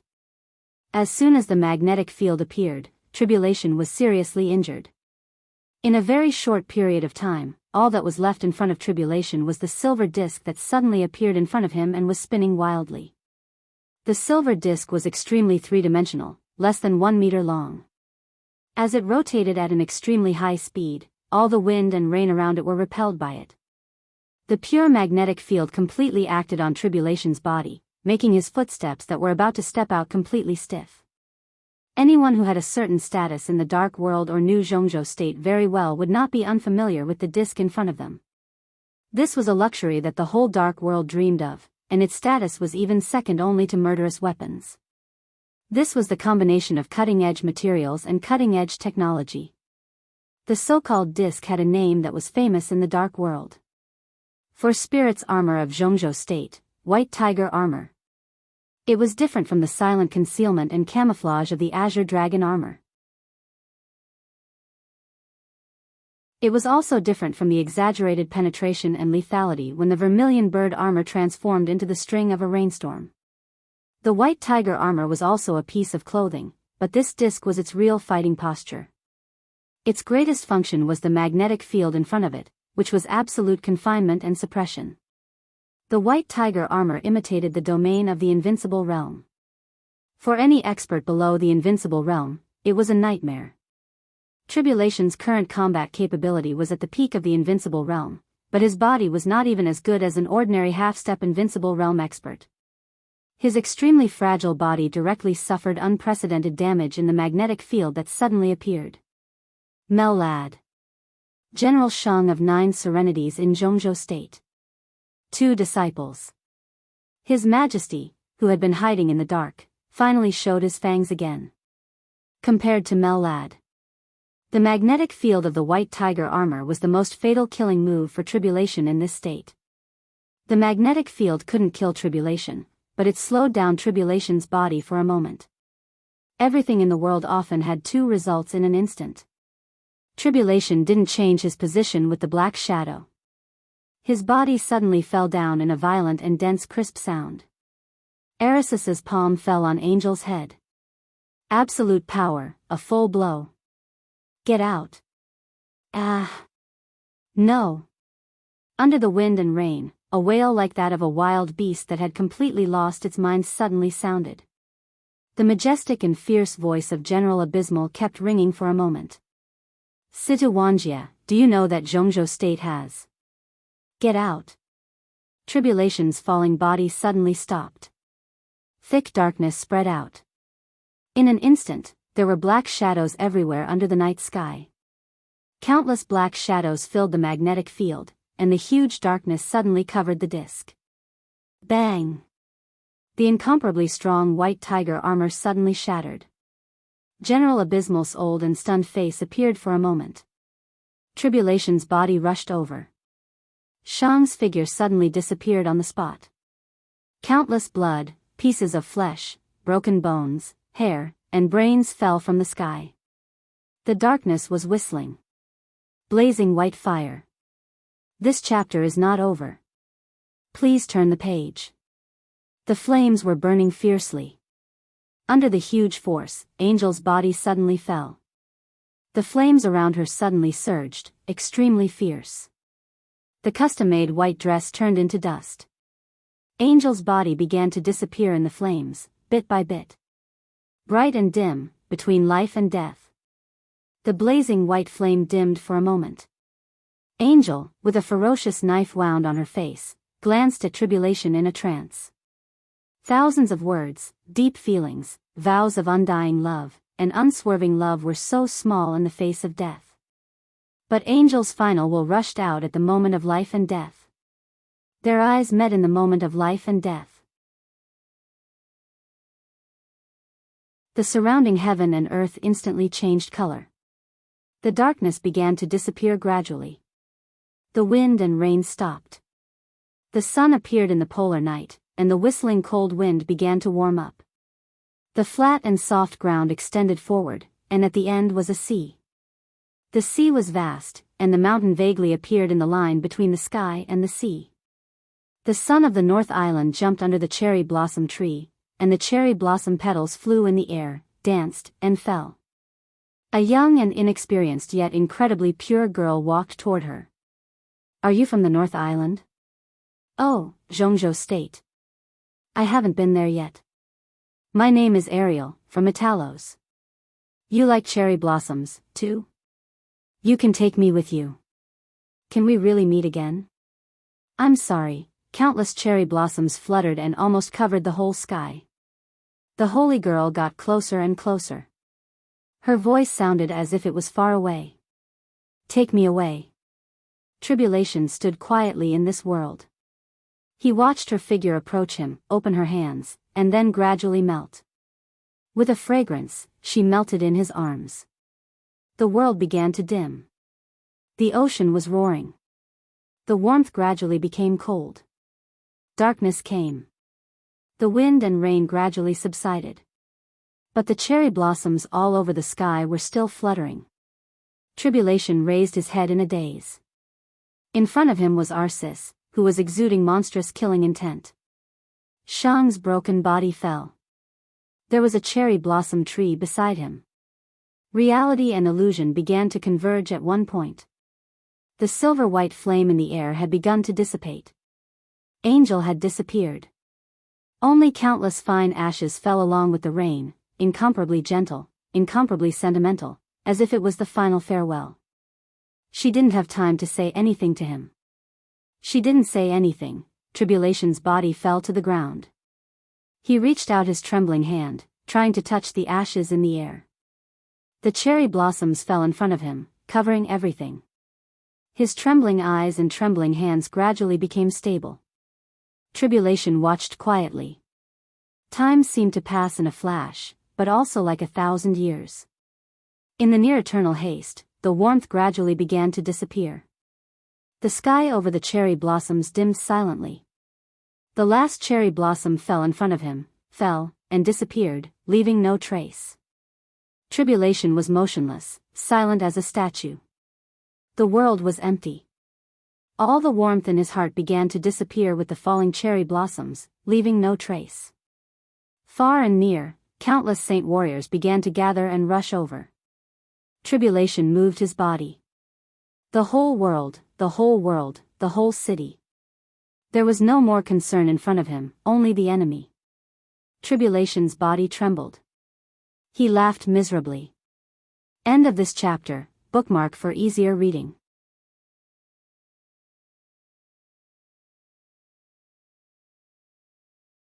Chapter 578. He laughed bitterly without making a sound. Tribulation raised his head. The cold mask covered his face, suppressing all his emotions and holding them in his heart. A faint wetness flowed down the mask. It was extremely cold, with the last hesitation and timidity. The thunder in the sky gradually faded away. The heavy rain that had covered Eastern Europe for several days and nights finally stopped. The world was silent. A depressing and strange atmosphere began to ferment and spread rapidly. Tribulation stood there, as if he had no consciousness. More and more saint warriors rushed into the church, but at the same time, they slowed down their pace. Figures began to gather and surround the church. Layers of saint warriors moved forward quietly, as if they were afraid of waking up something. Arsis had landed on the ground at some point. His body was quietly tense. He looked at Tribulation without speaking or making a move. At this moment, the rising momentum of Tribulation had completely disappeared. He was standing there, but it was like a touch of darkness that could be seen everywhere in the night sky. It was natural, as if he did not exist at all. Arisis's reason wanted him to take action directly, but his inner intuition kept urging him to retreat. The faintly discernible danger quietly surrounded the whole church, and the source of the danger was Tribulation, who was in a daze.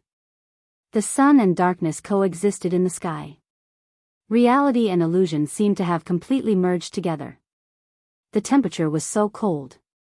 Standing here, Tribulation could clearly smell the fragrance of flowers from North Island. The cherry blossoms fell, and Angel's figure completely disappeared. Tribulation reached out in vain, as if he wanted to catch the floating ash in the air. But the night sky after the rain was clear and cold.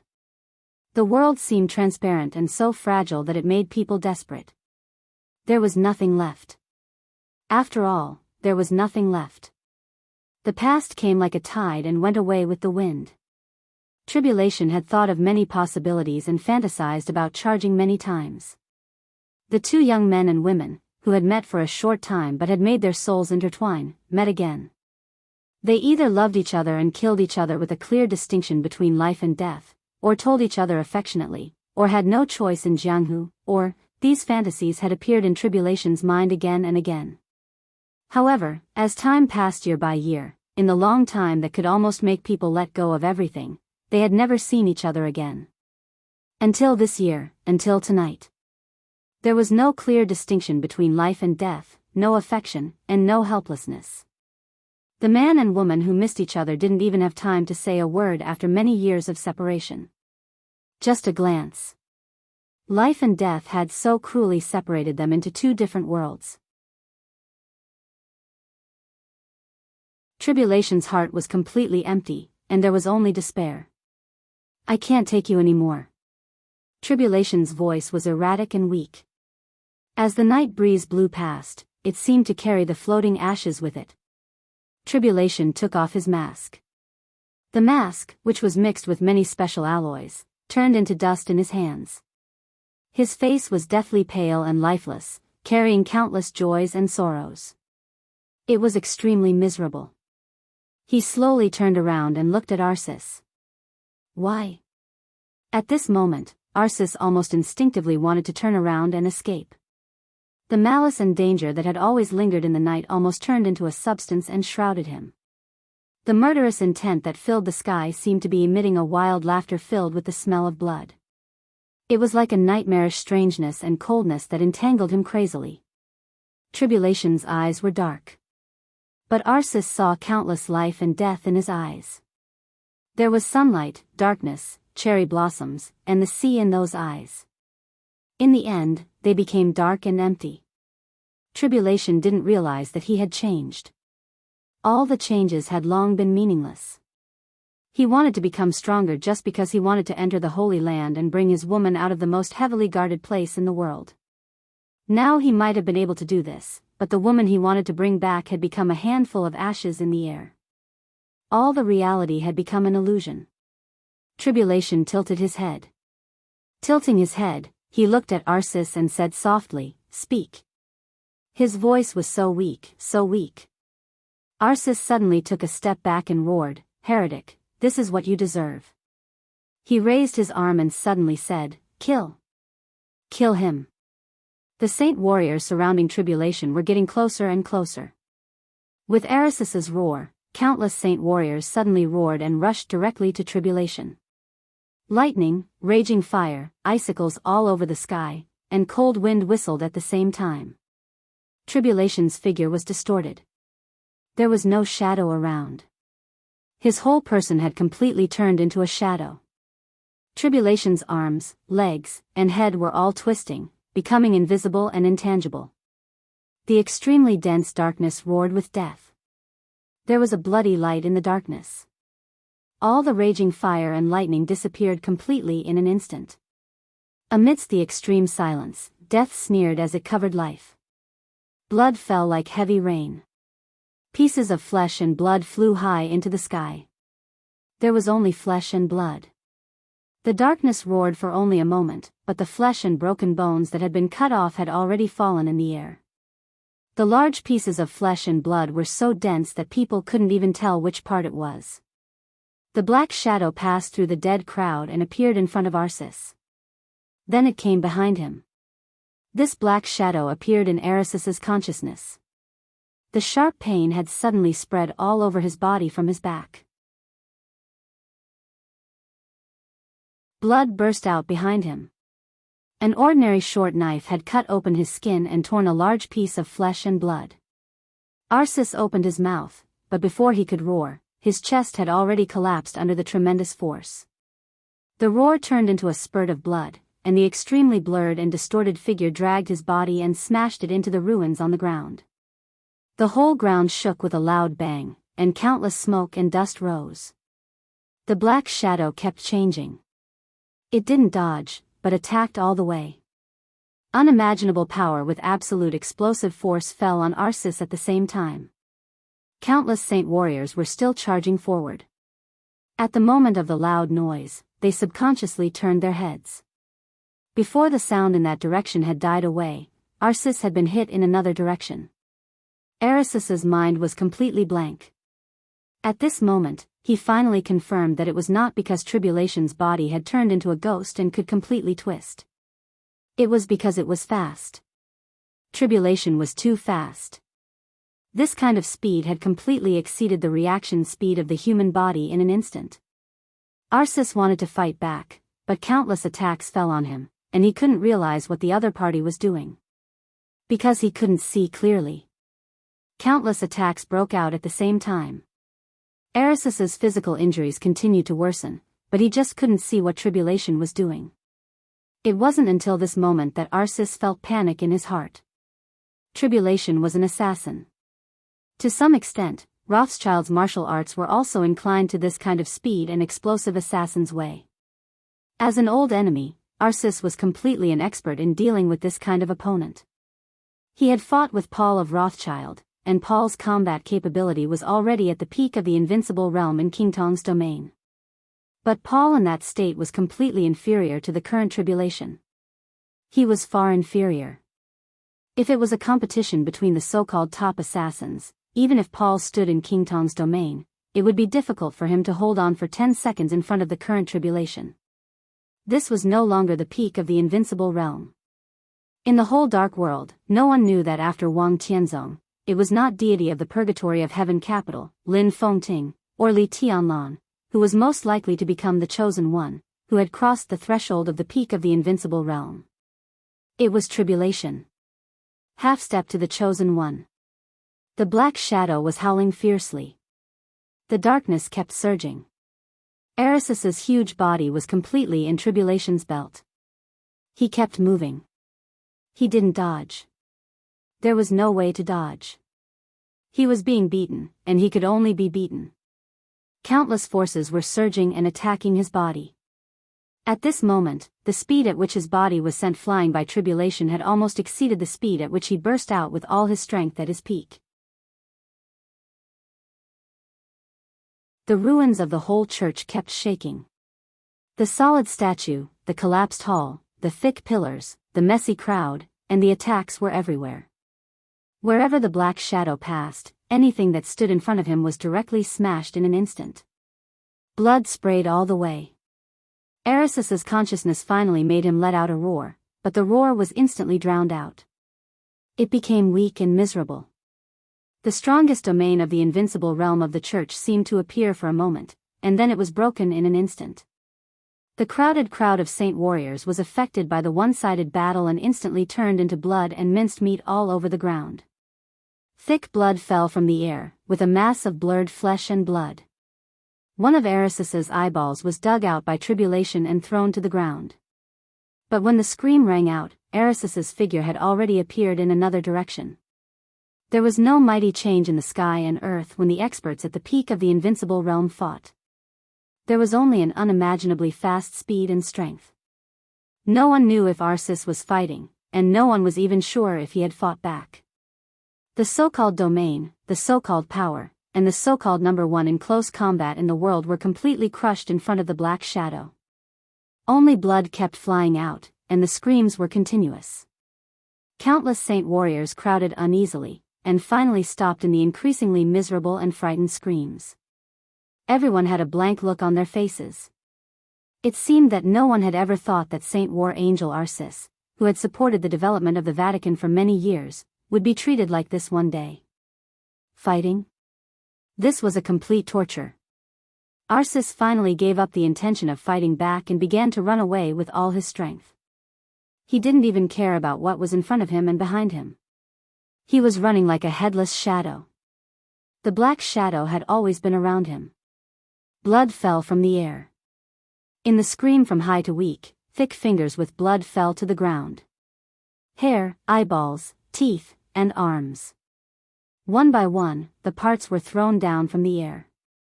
The saint warriors in the last row had begun to retreat quietly. Rip, there seemed to be the sound of rags being torn. Erissus's screams had become extremely hoarse. An extremely tall but bloody red figure fell to the ground. As soon as his figure fell to the ground, it began to bounce on the ground. The twisted black shadow gradually became clear. He seemed to be carrying a bag in his hand. All the saint warriors took a step back at the same time. Everyone looked at Tribulation with endless fear in their eyes. The bloody figure fell at Tribulation's feet and kept twitching. No one could tell that it was the once arrogant Saint War Angel. In everyone's eyes, it was just a bloody monster. The real Saint War Angel was being held in Tribulation's hand. Countless drops of blood fell from his hand. It was a piece of human skin. The human skin that belonged to our sis. Tribulation reached out his hand. The cold wind was like a knife, condensing in his palm. The cold and sharp blade fell on Erisis's body and began to cut off every inch of his flesh and blood little by little. Erisis's screams were extremely hoarse, but his body kept trembling under the severe pain. Tribulation threw the human skin in his hand to the ground. The blade condensed by the cold wind tortured Erisis's body bit by bit in an extremely cruel and cold-blooded way. Tribulation cried out, like a loser who had lost his whole life. He looked at the saint warriors in front of him, trembling and crying. Go to hell. Apex.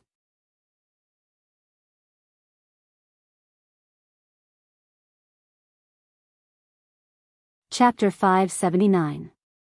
The wind and rain that had ravaged Eastern Europe for several days finally stopped. Reki City looked more and more desolate. The night had not yet dissipated. In the dim night, the city without wind and rain was quiet. The cold came down without warning with the disappearance of the wind and rain. There was no spring and autumn in the far north. After the midsummer, above 0 degrees Celsius, it was winter. The banquet in the Manlisai Hotel continued.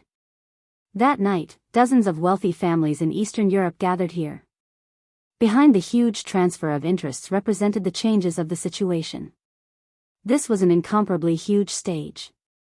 Everyone was dancing on the stage, looking for their own position. But in Li Tianlan's eyes, the whole general trend seemed to be moving away from Reki City with the wind and rain, getting farther and farther away. There seemed to be an invisible force pushing the general trend away from Reki City, which meant that too many future banquets were no longer the core of Eastern Europe. The situation began to shift to a direction that no one could predict. The general trend changed. The invisible force kept pulling, and the general trend was constantly broken. It began to scatter toward the small city in the north near the polar region. The car approached the Manlisai Hotel. In a short time, Li Tianlan's heart had completely calmed down. Tribulation was not in the parade square, but went to Mormon's. The news came from Situ Tsangyue, so Li Tianlan could not doubt it at all. It didn't matter why Tribulation went to Mormon's and how Situ Tsangyue got the news. What mattered was that Tribulation had gone to that small city. Qin Weibai was also on the way to Mormon's. In the plan of Samsara Palace, Mormon's was the end of everything. Li Tianlan didn't know what would happen there, but since he had made a decision, all the anxiety and worry began to disappear from his heart. He drove, and there was only cold reason and calmness left in his heart. The car drove past the front door of the Manlisai Hotel. Li Tianlan took out his mobile phone and dialed Prime Minister Riker's number. His tone was low and flat. Arrange a private plane. The sooner, the better. I'm going to Mormon's. There was silence on the phone. Riker, who obeyed Li Tianlan's words, did not say a word. His rapid breathing came from the phone with anger and embarrassment. Li Tianlan raised his eyebrows. Before he could speak, Riker's voice sounded. Your Highness, I'm at the defense building. You'd better come in person. Li Tianlan frowned and hung up the phone. Thinking of Riker's subtle tone, he suddenly pressed the button. Throttle. The National Defense Building of Wulan State stood in the center of Reki City. When Li Tianlan arrived, he immediately found that all the signal lights around the National Defense Building had begun to operate. The NEET army had begun to set up defenses around the building intentionally or unintentionally, and the solemn atmosphere was overwhelming. At the main entrance of the National Defense Building, Riker's secretary was waiting. When he saw Li Tianlan coming, he hurriedly saluted and immediately took him upstairs. The interior of the National Defense Building was completely brightly lit. All the staff seemed to have returned to their posts late at night. Everyone was busy. The generals walked past him with serious expressions and discussed the battle plan. The staff officers were in a hurry. More people ran to the elevator with documents in their arms. The tense atmosphere surrounded Li Tianlan clearly, like a dark cloud of war. Li Tianlan frowned, looked at the secretary leading the way in front of him and asked, "What's going on?" This chapter is not over. Please turn the page. The secretary's face was pale. He said something vaguely.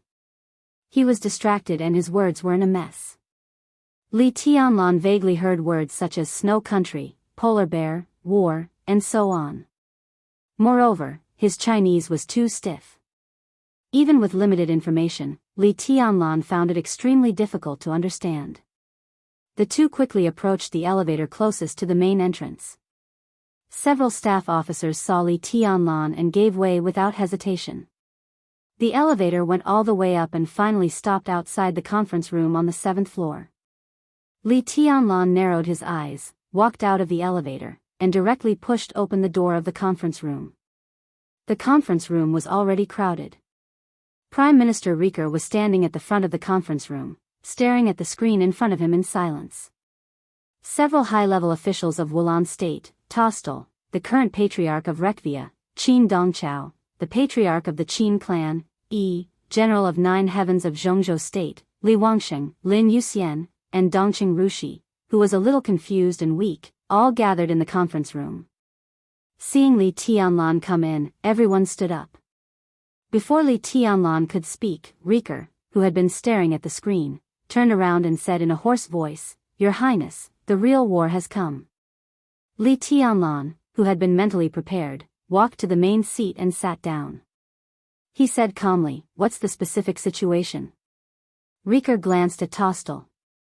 Tostel nodded, got up, and said, "A few hours ago, Tyrant, the former leader of the Polar Ground Alliance, appeared in the palace of Snow Country. In less than an hour, Snow Country began to declare war on all the dark forces in Eastern Europe. Tyrant was appointed as the chief marshal of the military of Snow Country. The branches of the Arctic Army have wiped out 6 small and medium-sized dark forces in the process of mobilization. At the same time, Snow Country blocked all airspace. Now look at their movements, whether it is the Arctic Army or the Bear Army, their destination is Mormons. Mormons. It was Mormons again. It was Mormons. Li Tianlan's heart was pounding. He nodded expressionlessly and said, "Go on." As soon as Tyrant's appointment was confirmed, Snow Country had held a temporary war conference among Eastern European countries. In the shortest time, more than 9 countries had made it clear that they were willing to advance and retreat with Snow Country to protect Eastern Europe. Li Tianlan suddenly sneered. Whose Eastern Europe is Eastern Europe? There were many countries in Eastern Europe, but in the capitalist world, everything belonged to capital, not people. And capital belonged to the wealthy families. Whose Eastern Europe was Eastern Europe? This is the root cause of the war. Qin Dongchao said slowly. He stood up, walked to the screen, and reached out to tap the screen. The map of Eastern Europe on the screen lit up, and the territories of each country appeared clearly in front of everyone. The map was completely red, as if the color of blood was flashing gently, with the smell of death. Your Highness, as you can see, now almost all of Eastern Europe is a battlefield. Many countries have stood in the camp of Snow Country and even attacked their own wealthy families. The wealthy families attending the banquet here tonight are the first targets of the camp of Snow Country. Now these wealthy families are fighting back with all their might, and countless small and medium-sized forces that have not yet withdrawn from Eastern Europe are involved. As we speak, the land of Eastern Europe, every country, and even every city is bleeding. Li Tianlan took a deep breath and stood up. This chapter is not over. Please turn the page. He was expressionless. Reki City will not stand in the camp of Snow Country. The 5 countries in Eastern Europe are still stable for the time being. As for the Qin clan, Bayou State can also stabilize the situation, but it can only stabilize the situation. 9 countries have expressed that they are in the camp of Snow Country. As for now, no one can say for sure if there will be more. But they have formed a military alliance in the fastest time and blocked the 5 countries in Eastern Europe. 40 minutes ago, 2 cruise planes of Wulan State were shot down over Kolin City. It is no exaggeration to say that now the planes of Wulan State and even the 5 countries in Eastern Europe can't fly out of the airspace of the 5 countries at all. Li Tianlan was silent for a while. He glanced around the conference room and suddenly asked, "The key point is in Mormons?" "Yes, I have contacted the intelligence system of the Lin clan and the Samsara Palace. Although there is no definite evidence, it is almost certain that Snow Country has had in-depth cooperation with the Vatican. Now that Tyrant has returned, once he leads the Polar Ground Army to cooperate with the Holy Disarmament Corps led by Arsis of the Vatican, they can take over the Polar Ground Alliance again in the shortest time and gather most of the forces of the Polar Ground Alliance. At that time, they will have an army and a master. In terms of top combat power, they will have Tyrant and Arsis. This kind of strong force is enough for them to destroy all the dark forces in Snow Country." Lin Yoxian's tone was calm. Li Tianlan looked at the map in front of him with cold eyes. "Wipe out the interior of Snow Country and then march into Im?" he asked suddenly. Dongxing Rushi frowned slightly and wanted to say something but stopped on second thought. Li Wangxing had already said directly, if these two forces cooperate, the Arctic Ocean Command can't stop them. Li Tianlan nodded. As soon as Im was broken, all 5 countries in Eastern Europe would be exposed to the fangs of Snow Country and the Vatican. If Snow Country and the Vatican were allowed to enter the 5 countries in Eastern Europe, all the situations created by Zhongzhou state here would collapse. The signed agreements and huge profits would also turn into nothingness. Now all the wealthy families in Reki City would end up ruined. The influence of Zhongzhou state in Eastern Europe would completely disappear, and this land would be completely ruled by Snow Country. The most important thing was that this plan, which sounded crazy, was completely possible to succeed. After all, Snow Country was also one of the dominant countries in the world. As one of the most powerful superpowers in the world with the combination of elite troops, powerful armaments, a large number of masters and invincible realm experts, it was enough to overturn all situations. No one had expected that Snow Country, which had been extremely silent in the chaos of Eastern Europe, would suddenly launch a counterattack so fierce and abrupt.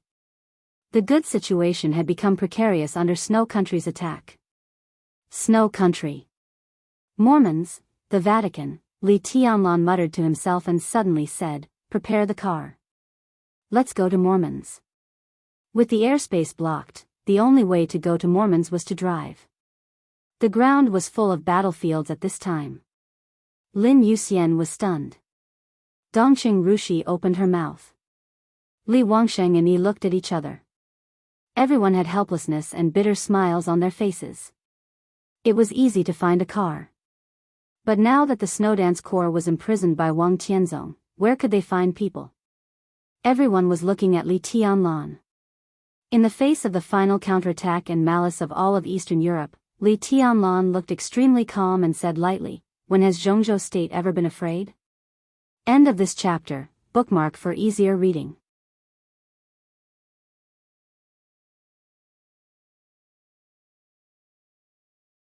Chapter 580.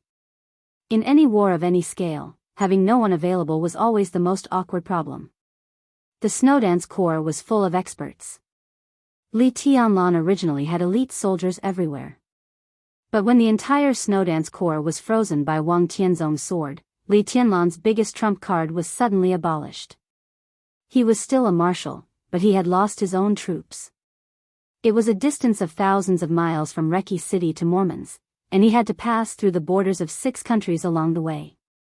When the whole of Eastern Europe became a battlefield, God knew how many enemies Li Tianlan would encounter. When there was no one available, he could not go there alone. Li Tianlan knocked on the table and glanced at Li Wangsheng. Li Wangsheng did not hesitate in the slightest. The Xuanwu of today was the lieutenant general of the 9 states. His position had become increasingly stable in recent years, but in his heart, the young master was still the young master. The Black Tortoise Terracotta Army is willing to follow young master. Li Wangxing smiled calmly. Let's kill them together. Li Tianlan nodded. Before he could speak, another voice rang out. The Vermilion Bird team is willing to fight with the marshal. Li Tianlan was slightly stunned. Codenamed Vermilion Bird, nodded slightly to Li Tianlan and said nothing more. Thank you, General. Li Tianlan said seriously and sincerely. The Terracotta Army had a transcendent status in Zhongzhou State and did not belong to the Snowdance Corps. Although Yi was a general, his code name was Jiutian, so his status was not lower than that of a marshal. Under any circumstances, Li Tianlan could not directly give orders to Yi. Because of this, Yi stood up at this time. Such support was crucial. "You're welcome, Marshal." Yi shook his head. "Also, I can represent Azure Dragon here. The Azure Dragon team will follow us." Li Tianlan's heart skipped a beat. Only then did he realize that he had overlooked this figure that he should not have ignored in any case. He narrowed his eyes and asked calmly, "Where is General Gongsun?" Yi glanced at him. His eyes were a little strange, but his answer was extremely calm, "Mormons." Li Tianlan's heart suddenly shook. The atmosphere in the conference room suddenly became a little subtle.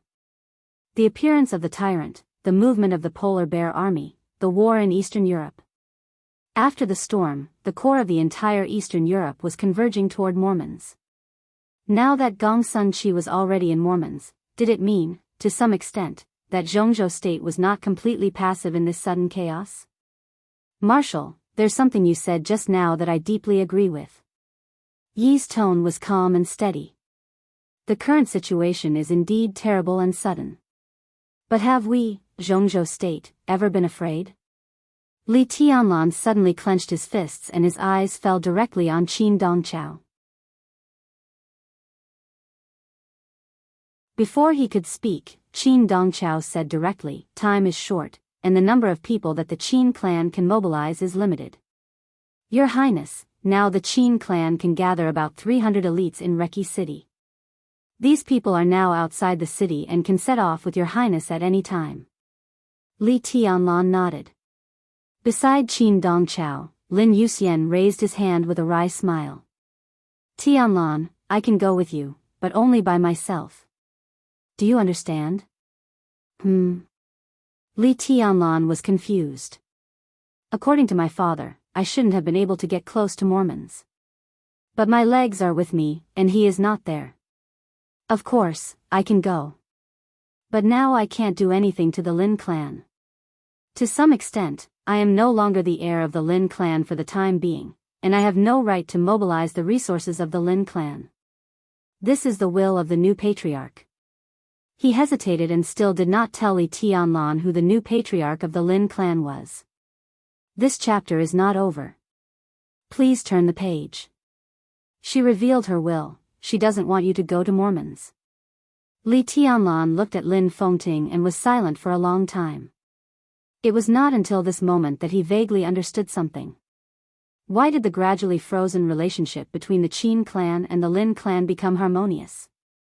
Why did the Qin clan spare no effort to help? He remembered several conversations with Qin Shilai. It was not until the news that the Lin clan had a new patriarch was confirmed by Lin Yuxian that he was thoughtful. The Samsara Palace had a close relationship with the Qin clan, and now it had cooperation with the Lin clan. Did the so-called new patriarch of the Lin clan come from the Samsara Palace? It was self-evident who was qualified to be the patriarch of the Lin clan in the Samsara Palace and did not want him to go to Mormons. He looked at Qin Dongqiao and said in a slightly hoarse voice, "Is it her?" Qin Dongqiao subconsciously avoided Li Tianlan's gaze. After hesitating for a moment, he nodded. Li Tianlan took a deep breath and smiled. "I have to go," he whispered, as if he was muttering to himself, but the determination between the lines was so strong. The final battle was in Mormons. The Vatican, Snow Country, the Polar Ground Alliance. The Samsara Palace, the Lin clan. Even the Purgatory of Heaven capital. The Terracotta Army, and even the Wang family of Beihai. Now they were all gathering in that direction. Li Tianlan was not sure what would happen there. But now Wang Tianzong was in Reki City. Once Tyrant and Arsis joined forces, the endless elites of Snow Country and fanatics would merge into one. Whether it was the Samsara Palace, the Lin clan, or the Purgatory of Heaven capital, they would all be in great trouble. Now the huge army swept across the whole of Eastern Europe, and the real torrent was gathering in Mormons. Once tyrant and the Vatican broke through Mormons, the core of Zhongzhou state's interests in Eastern Europe, would be the first to bear the brunt, followed by the 5 countries in Eastern Europe. That was the real general trend, and it was unstoppable. Because their army was endless. The general trend was advantageous. Going to the end was also a dead end. Li Tianlan and even all the interests of Zhongzhou state in Eastern Europe were facing an unprecedented threat. This was the most violent counterattack of Snow Country. There was only one way in front of him. He had to fight and extinguish all the forces of Snow Country, or he would be attacked by Snow Country and everything on his side would be extinguished by Snow Country. This way was so clear. How could Li Tianlan not go? Everything he had in Eastern Europe. The people he cared about were in Mormons. The Lin clan was cooperating with the Samsara Palace.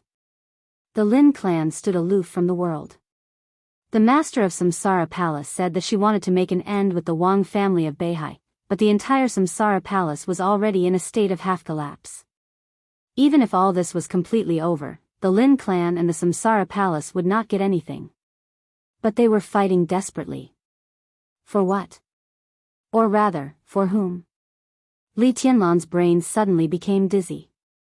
As the world spun, his body swayed and he held the table in front of him. The great change was sudden. Everyone in the conference room stood up abruptly. Dongqing Rushi appeared beside Li Tianlan immediately and frowned. What's wrong? It's okay. Li Tianlan waved his hand. He was silent for a while, and then he laughed in a self-deprecating way. The great pain spread from his body with a clear feeling of tearing. His heart kept twitching. The emptiness of losing everything, accompanied by fear, occupied his consciousness. His face was a little pale. Li Tianlan finally realized what he had ignored, or what those emotions were that had been erased by an invisible force. This chapter is not over. Please turn the page. That was reluctance. It was unforgettable reluctance. Li Tianlan, who had always felt that he was very sober, realized that he had indifferently let Qin Weibai and the master of Samsara Palace go to Mormons. When he knew that it was about to become the place of the final battle, he asked Qin Weibai and the master of Samsara Palace to go to Mormons. There was worry and uneasiness in his heart, but this emotion seemed so insignificant in his calm heart. It turned out that it was not insignificant, but that he had subconsciously ignored it. Hypnosis. Li Tianlan clenched his fists. His consciousness was perfect now, and it was impossible for him to be hypnotized. The only explanation was that the hypnosis this time, whether it was Qin Weibai or the master of Samsara Palace, could not have erased some of his emotions in the past few days. Not even in the past few years. The seed that had been planted in his spiritual world 3 years ago had only begun to sprout today, quietly and without a sound.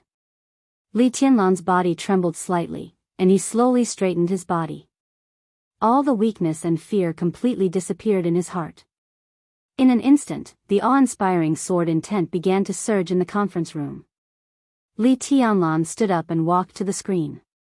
The map of Eastern Europe was enlarged in front of him. He reached out and drew a line on the screen.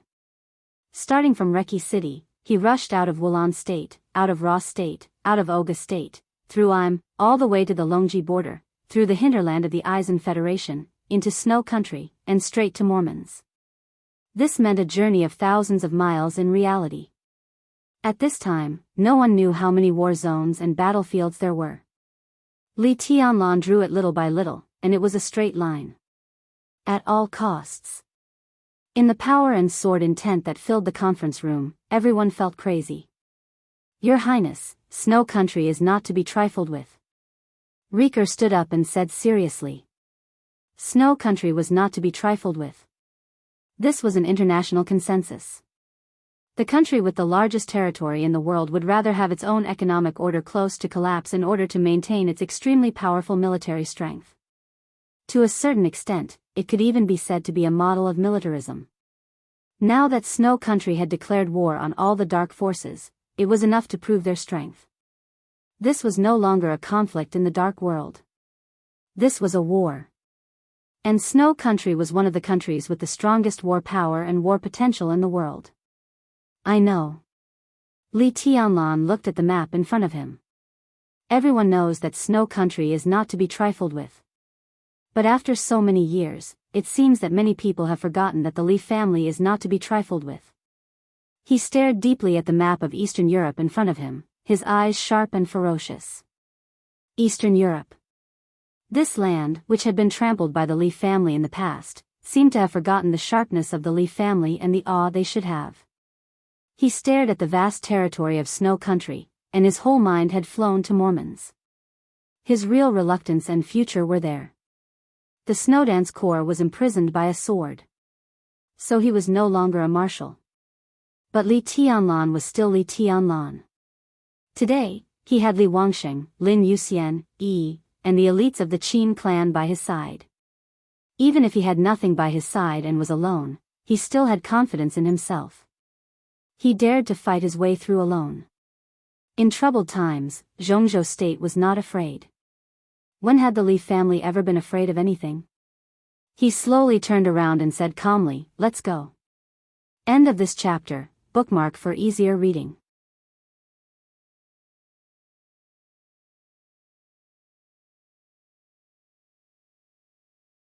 Chapter 581. It was afternoon in Yuzhou when they received the battle report from Eastern Europe. The atmosphere in the Bai family's manor was harmonious. Bai Qingxian came to Yuzhou from Guangdong to attend a meeting held by the cabinet, while Dongqing Chuqi went to Yuzhou to talk about a project. Dongqing Wudi did not go to the army headquarters. Instead, he came to the Bai family's manor with Bai Qingzhao, the deputy secretary general of the army headquarters. Dongqing Hongguang had left Linban, but he did not return to Zhongyuan. Instead, he was a guest in the Bai family. This was a rare scene over the years. The giant group had always been a little loose. In recent years, as the leaders of the giant group, although the Bai family and the Dongqing clan could still maintain the same general direction, the cracks in private had become more and more obvious. It was all mediated by the Zhou family. The root cause of the gradual alienation of the two families was nothing more than the worsening relationship between Bai Qingxian and Dongqing Wudi. But recently, the relationship between Dongqing Wudi and Bai Qingxian had gradually warmed up. In addition, Dongqing Wudi held a post in Yuzhou. The relationship between the two families began to gradually ease, and they visited each other more frequently. Dongqing Chuqi and her mother were making dumplings in the kitchen. In the living room, Bai Zhanfang, Bai Qingzhao, Dongqing Hongguang, and Dongqing Wudi were chatting. All four of them were big shots who were qualified to see the top secrets of Zhongzhou state. The topic also revolved around Eastern Europe, so the atmosphere of the conversation was as serious as a meeting of the army headquarters. Near dinner time, Bai Zhanfang took the initiative to mention the engagement between Li Tianlan and Dongqing Rushi. After the war, the news that Li Tianlan did not take care of the Snowdance Corps but took Dongqing Rushi to get a room had now spread widely among the upper class of Zhongzhou state. Countless people reprimanded it as absurd. But specifically, inside the Dongqing clan, everyone was smiling, and the engagement had begun to be put on the agenda. Recently, there had been a lot of internal turmoil in the Dongqing clan. The fact that Li Tianlan and Dongqing Rushi were together could be said to be the only good news, so Dongqing Wudi discussed it with great interest. On impulse, he even decided to marry Li Tianlan and Dongqing Rushi as soon as they came back from Eastern Europe. In the happy atmosphere, Lieutenant General Cheng Huaining, commander of the Arctic Ocean Command, directly called Dongqing Wudi's cell phone. Without any courtesy, the first sentence made the smile on Dongqing Wudi's face disappear. "Marshal, the war has broken out." Countless gunshots rang from the phone. The roar of explosions was continuous, and Cheng Huaining's voice was intermittent. Dongqing Wudi narrowed his eyes. At this moment, he, who had been smiling, had become a little strange to everyone, including Dongqing Hongguang. He slowly stood up and looked out the window. It was already dusk outside the window. The afterglow of the setting sun illuminated the sky, and the white clouds in the sky seemed to be burning. The setting sun was like blood. Dongqing Wudi said calmly, "Where are you?" I'm Eastern Europe, battlefield. The signal seemed to be jammed, and intermittent messages kept coming. Arctic Ocean, 6 bases, attack. Snow Country. His Highness Tianlan. Snowdance Corps is imprisoned. Dongxing Wudi listened quietly and tried to distinguish the information. Qing Huaining didn't say a word of nonsense, but all the information was incomplete. You don't have enough men? The command is enough. Your Highness Tianlan, there's no one. The rumbling became more and more obvious. Dongxing Wudi held the phone and was silent for a long time. If the Arctic Ocean Command had enough manpower, Tianlan didn't have anyone available? What did it mean that the Snowdance Corps was imprisoned? The situation in Reki City had been settled. How could the war have anything to do with Snow Country? Qing Huaining's call was cut off. The phone rang again. Dongxing Wudi glanced at the phone and immediately connected it.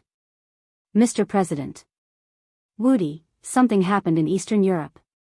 Li Huaqing's voice was low. This chapter is not over. Please turn the page. Although he still sounded calm, the anger in his tone was extremely obvious.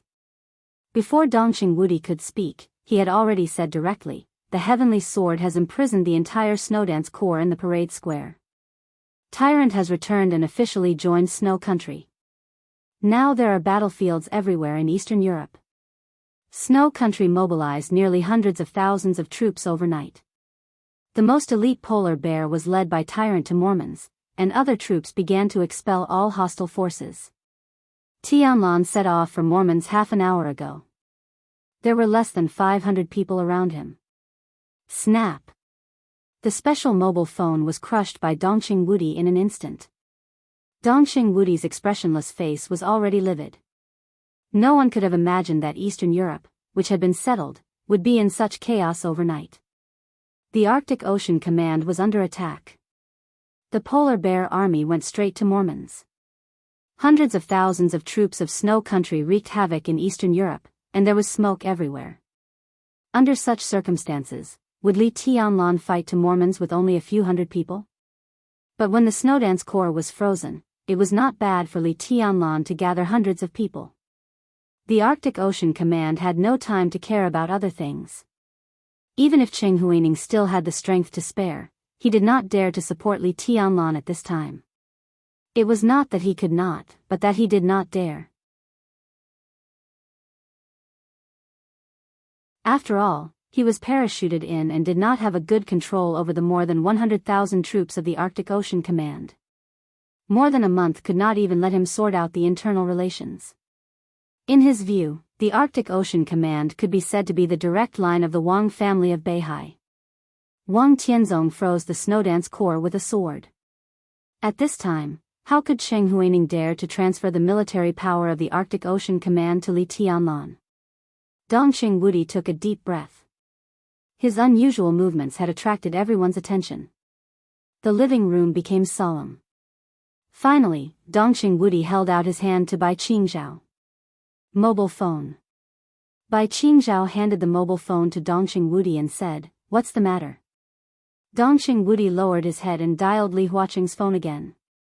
He said calmly, "Prepare a military plane to Liaodong. In addition, inform the 4 headquarters to hold a meeting.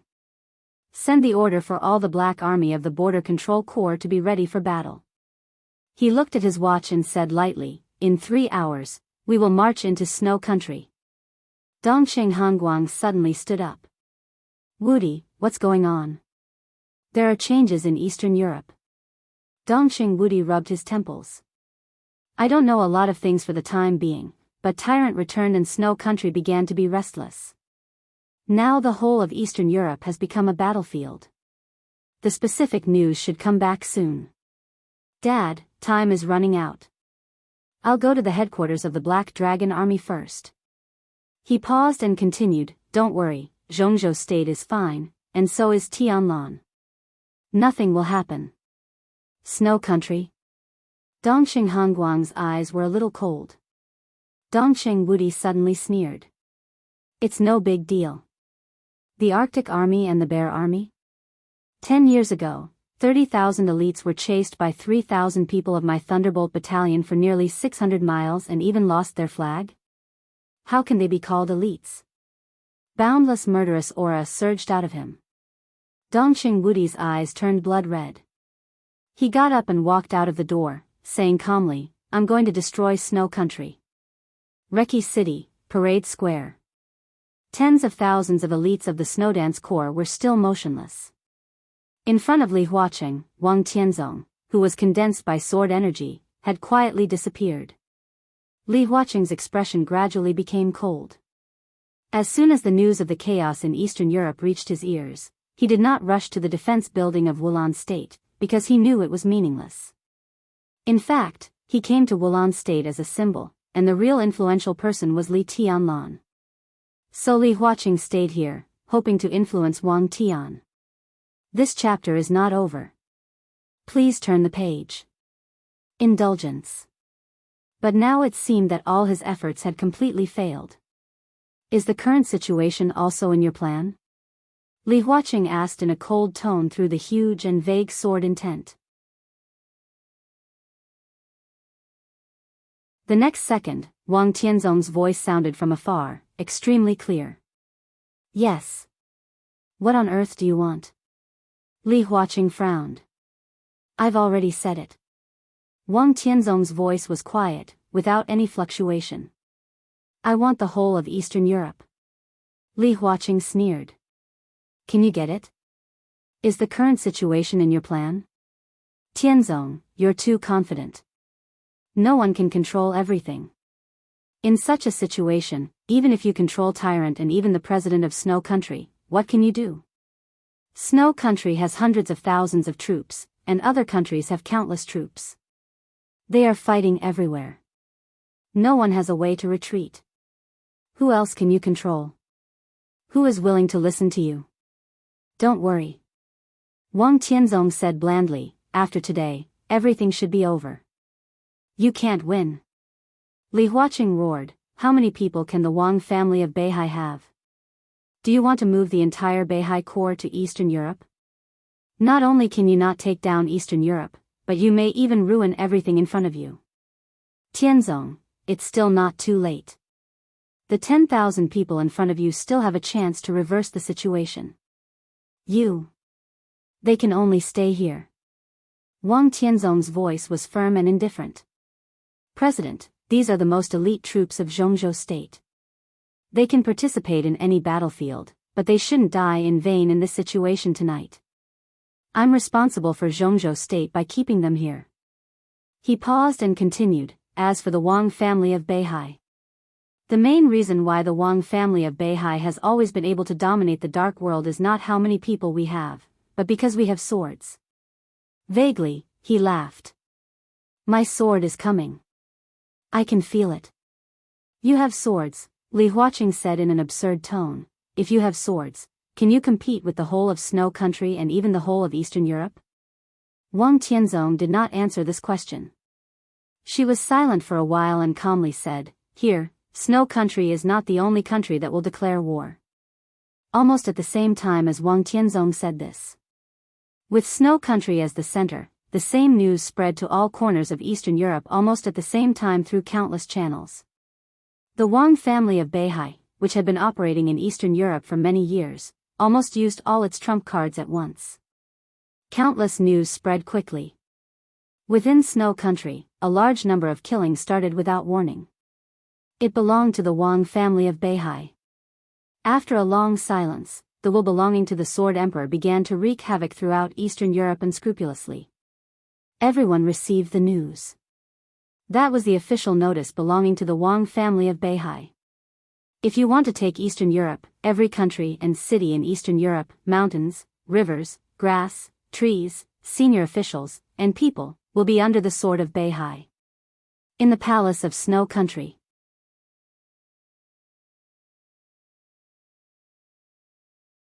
The president of Snow Country, who had just finished the meeting, looked at the notice that appeared silently on his desk and was silent for a long time. A general, who was ready to lead the army to set off after the tyrant, looked angry and ferocious. Mr. President, what is this? The president of Snow Country was silent. After a long time, he said faintly, "Isn't it obvious? This is a notice." A notice was the weakest thing, but it was also the most powerful thing. A country and a city, mountains, rivers, grass, trees, senior officials, and people. They were all under the sword of Beihai. There was no threat, no advice. This notice was placed here, like the sharpest sword, suppressing all of Eastern Europe. Under the sword, there were always only two choices: surrender or death. End of this chapter. Bookmark for easy reading.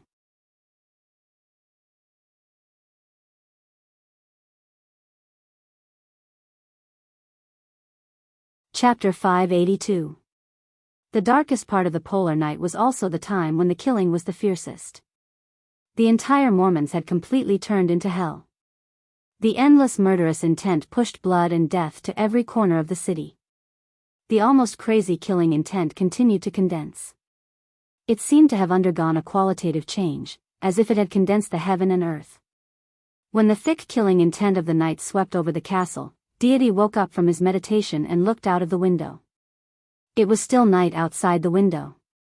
In the darkness of the night, the chaotic screams seemed to have lost their minds. The mournful cries of people in the midst of true despair brought with them an unreal sense of fear. The killing intent that almost tore the heaven and earth flashed away.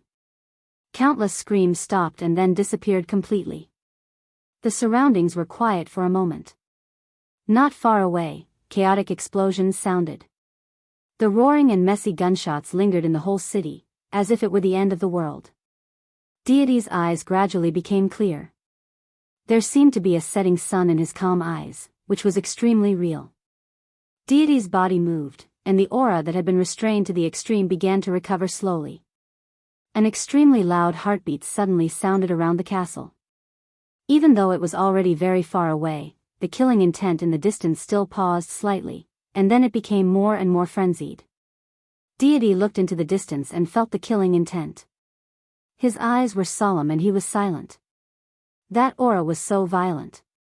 He had never seen such a strong killing intent in his life. It was crazy, frenzied, cold-blooded, and brutal, with a strong tendency to self-destruct. The final battle was coming. When did such a person appear in Mormons? Or, when did such a person appear in the dark world? Deity's eyes became bright. His body was trembling, and he seemed more and more real. A figure appeared in front of the door and paused. Deity turned his head slightly. "Come in." The handsome and almost demonic figure walked in and bowed slightly. "Your Highness." Deity narrowed his eyes and seemed to be a little surprised. Then he waved his hand. "Sit down. When did you come back?" It was not Daybreak who came in. It was Dawn, who had rarely appeared around Deity since he came to Eastern Europe. "I just arrived." It seemed that because he was nervous, there was no expression on Dawn's face. What he wanted to report had nothing to do with tonight, but the sudden news was still too shocking. So as soon as he sat down, he couldn't wait to say, "Your Highness, our sis has died." This news was earth-shattering to anyone. Deity's hand that was pouring the tea suddenly trembled, and the warm water splashed out. With an unconcealable strangeness, he asked, "You mean our sis?" Dawn smiled bitterly. When he first received the news, he also thought that he had misheard, but the battle happened in Mormons.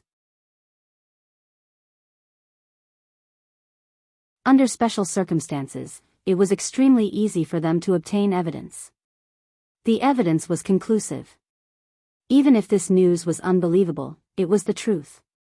God was silent for a long time. No one knew what he was thinking.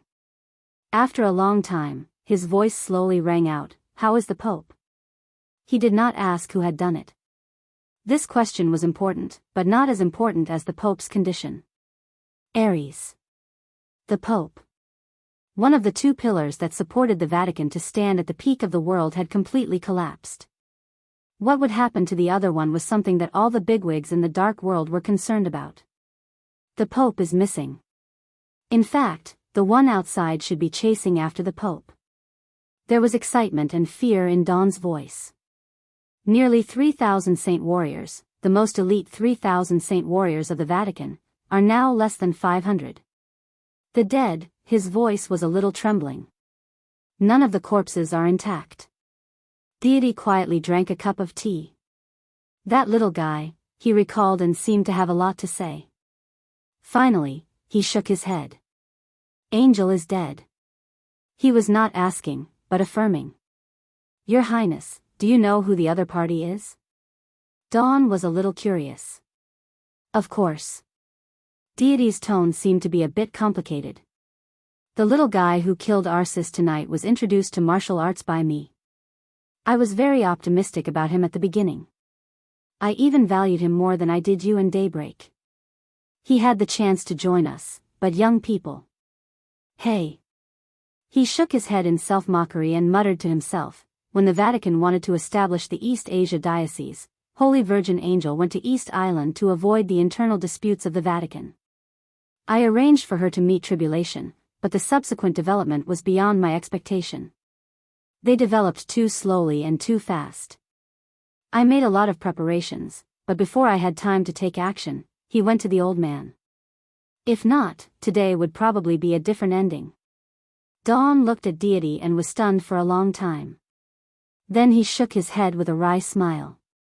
I didn't expect it, I really didn't expect it. You thought I completely gave up Sai City? Deity looked at Dawn with a smile, and his eyes were a little melancholy. At this moment, no one knew if he thought of the man in white who stood on the top of Mount Taibai all year round. I never gave up, but I really couldn't get it. Over the years, I've been trying to get Sai City back, but I fought with the old man several times, and the whole Sai City was pulled over by him little by little. There's no way, really no way. There's still a chance. Dawn hesitated. Her Highness Hidden God is now in Eastern Europe. After such a long time, she may have noticed your identity. Why not? Deity slowly poured himself a cup of tea. He thought about it seriously for a long time, and then said blandly, I don't dare. Dawn froze for a moment. Deity did not explain the reason. He just thought of the meeting with the old man in Lin, and before he came to Eastern Europe. He left Phoenix with the old man. When he left, the old man whom he wanted to live forever in the first half of his life and hoped to die 1,000 times in the second half of his life said, you will fall to the ground. This chapter is not over. Please turn the page. One place. Twice. The first time he fell, he was almost doomed. He fell in the hands of a woman. The same place, twice, he was not sure if it was Situtsanyue. But ambitious people were suspicious. Deity did not dare to move. In the end, he could only stay still. He got up, walked to the window, and looked at the distant sky. The killing intent in the distant sky continued to condense, tearing heaven and earth. The wind and rain had stopped. Some starlight appeared in the clear night. The starlight gradually lit up, and there were more and more. The killing intent became more and more intense and kept rising, as if it wanted to transform again.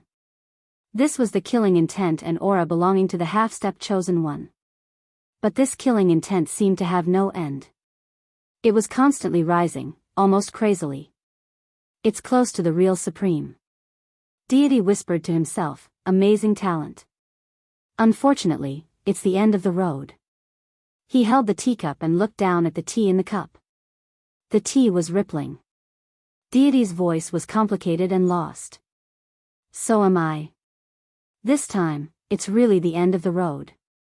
Your Highness, Dawn felt that Deity's aura had become a little different from the past and hesitated a little. Deity waved his hand with flagging interest. He looked at Dawn and asked, how's the thing I asked you to investigate? Dawn was stunned, and his expression suddenly became serious.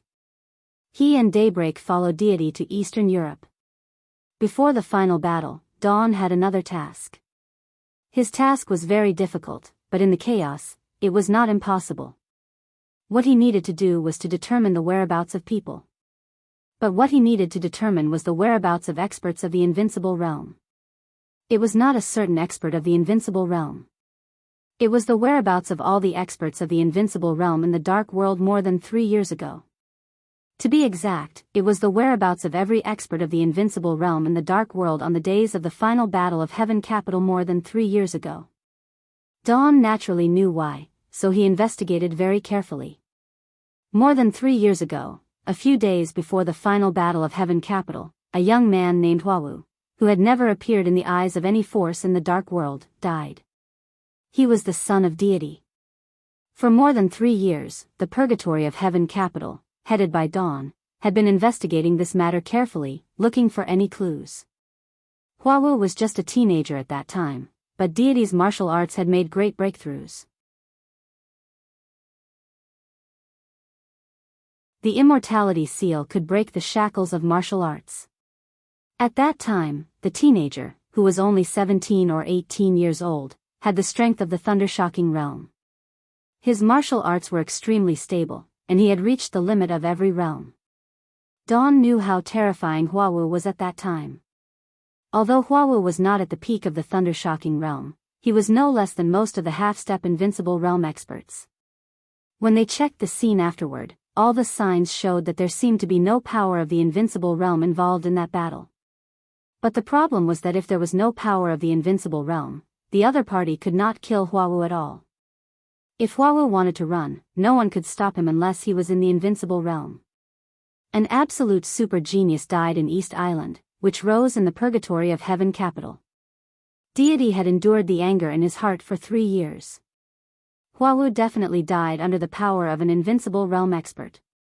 Now the chaos in East Island broke out. After the day of death and the trial day, all the Invincible Realm experts suffered heavy casualties, and all the superpowers were in chaos. Dawn found an opportunity and began to carefully investigate the whereabouts of every Invincible Realm expert from more than 3 years ago until today. Dawn was a little hesitant. Deity raised his eyelids. Speak. More than 3 years ago, during the final battle of Heaven Capital, Wang Tianzong, Gu Xingyun, Jiang Qinyan, Chaos, Tianhai Wuji, and Luxing Tsangquan were all in Huading. Dawn hesitated. According to my investigation, Tyrant was in Eastern Europe at that time, Jiang Qiansong did not leave South America, Charlemagne was active in Star State, and he seemed to be discussing cooperation with Cass Rotter, Arsis went to the border of Zhongzhou State, and King Tong and Paul were in the headquarters in England. In the extremely quiet night, Dawn's voice calmly told the whereabouts of the Invincible Realm experts more than 3 years ago. The Divine List, the Holy List. Most of the dozens of Invincible Realm experts now had accurate information. At some point, Dawn stopped. Deity drank tea silently and said blandly, "There are 2 more people. We can't confirm the whereabouts of these 2 people at present." Dawn said with a bitter smile, "One is the master of Samsara Palace." She didn't take action in Huading at that time. During that time, no one could determine her whereabouts. As for the other person, he hesitated and said cautiously, "It's Li Shi, the wife of the governor of Kunlun City. She was in East Island at that time, but we don't know where she was." At present, Li Shi is the most suspicious. Deity was motionless, as if he had turned into a statue. The master of Samsara Palace. Li Shi. These were the 2 most suspicious people at present. In the silence, Deity lit a cigarette and took a deep breath. "Do you know Saint?" he asked suddenly. Saint of Samsara Palace? Dawn was a little curious. After the final battle of Heaven Capital, Saint stayed in East Island and brought Li Tianlan, who was shot in the heart, back to Zhongzhou State. From then on, his identity was no longer a secret in the Purgatory of Heaven Capital. Wei Kunlun of Mount Shu. "It's him." Deity said quietly, "In recent days, I suddenly thought of something related to Saint." Dawn was confused. She didn't know why God was talking about the saints at this time. Saint was one of the strongest superiors of the half-step Invincible Realm in the Dark World, which was the traditional combat capability of the Invincible Realm. But no matter what happened now, at least 3 years ago, Saint didn't really break through the invincible realm. Even if Huawu couldn't defeat Saint, he could at least escape. More than 3 years ago, at the last moment of the final battle of Heaven Capital, Deity's tone was low and hoarse, with a hint of coldness. If this chapter is not finished, please turn the page. I've talked to Saint before. At that time, Saint and Daybreak talked about the master of Samsara Palace. Daybreak once said that after the battle with Gu Xingyun, even though the master of Samsara Palace was seriously injured, she still had the power to fight. God looked up into Dawn's eyes. Do you know what the saint said? Dawn's body trembled. At that time, the saint's unintentional answer might seem extremely cruel today. Deity laughed. At that time, Saint told Daybreak that the attack from the master of Samsara Palace had been used. Pa! He abruptly raised his hand and threw the teacup on the ground. With a crisp sound, God's body in the clear sound, Deity's body stood up. With the boundless shadow of death, he asked, where did she use it? Dawn's eyes suddenly became extremely sharp. Was it the master of Samsara Palace who killed Huawu? Deity stood in silence for a while, then slowly said, Li she won't attack Huawu. It's not necessary. He said quietly, the master of Samsara Palace is the only candidate. But what I'm not sure now is which master of Samsara Palace killed Huawu. Dawn looked at Deity. After a while, he blinked and struggled to say, what do you mean? Which master of Samsara Palace? He rubbed his forehead. Your Highness, do you mean that there is more than one master of Samsara Palace in Samsara Palace? What is the master of Samsara Palace? Deity's tone was indifferent. The identity is fake, or in Samsara Palace, the identity is meaningless. There may be more than one identity of the master of Samsara Palace, but there must be only one true supreme will. He was silent for a while and continued, some time ago, I received a message from Wang Tianzong. The message was very simple. He said that he found a woman named Qin Weiyun in the Qin clan. A few years ago, she was in danger when she was traveling in Europe. She was saved by the high-level officials of Samsara Palace and was recognized as his sworn sister. Dawn was a little confused. He suddenly felt that the story was a little familiar. Do you still remember the origin of Qin Weibai? Qin Weibai was in danger in Europe. She was saved by the master of Samsara Palace and was recognized as his sworn sister. Deity's tone was a little cold. If this is a story, then in this story, Qin Weiyun is said to be Qin Weibai. If Qin Weiyun really exists, then where is Qin Weibai in this story? Dawn was confused. He couldn't figure out the relationship for a while, but the general trend at present was extremely clear. He hesitated and said softly, Your Highness, at least we are still cooperating with Samsara Palace. Cooperation? Deity laughed. There is no cooperation. He said, I wasn't sure until not long ago that Qin Weibai involved me in the chaos and didn't intend to cooperate with me. Then what does she want to do? Dawn asked subconsciously. She wants to destroy this era. Deity's tone was cold. In our era, she wants to kill me, Wang Tianzong, and all the experts of the invincible realm. This, Dawn was tongue-tied. In fact, I don't care about face or not, but now, it's too late. Even if I know what Samsara Palace is thinking, it's too late. I can't leave, Deity said softly. He stretched out his hand and pointed to the city in front of him. This is Mormon's. The whole world is looking for the headquarters of Samsara Palace, but it's as ridiculous as looking for who the master of Samsara Palace is. Identity and headquarters, do they really mean anything to Samsara Palace? At the very least, I can be sure that all the power of the Samsara Palace is in Mormons. He reached out and pointed ahead. In the dark night ahead, there were many shadows of buildings. It was dark and extremely quiet. No one in the city looked around, no one made any sound, and there was no chaos at all. Daybreak stood behind Deity and looked at the quiet city. An indescribable coldness ran up his body and spread all over. The night ahead was getting thicker, and the killing intent was spreading. The darkness rushed over with infinite malice, like a raging tide, and instantly drowned the entire Mormons. Here, Dawn's voice was a little trembling. It looks like nothing has changed here. Deity's tone was calm, but there seemed to be an iceberg in his eyes. Even before I meditated, there were still people coming and going, but this city is different. His voice was low and calm. In the battle of the trial day, I borrowed Li Tianlan's sword energy, and Li Tianlan didn't hold back. His kendo was fully displayed in front of me, so I am now. Before the final battle, I was lucky enough to take a step forward and cross the half-step invincible realm. Before the ecstasy appeared on Dawn's face, Deity's voice had sounded like a nightmare. But guess what I saw in my meditation? He laughed softly, and his voice sounded like he was groaning. My sword chi domain expanded several times after my breakthrough, and it's now able to envelop an area of 10,000 meters. However, within 10,000 meters, in every street and every house, I only see killing intent. No matter men or women, there was only killing intent. The killing intent was all over the city. Only in this way can tribulation successfully break through to the present level with the help of the killing intent of the whole city. He turned to look at Dawn and said in a low voice, to be exact, there are no civilians in Mormons now. All the civilians have withdrawn. In this city, every household, except our own people, the rest are enemies.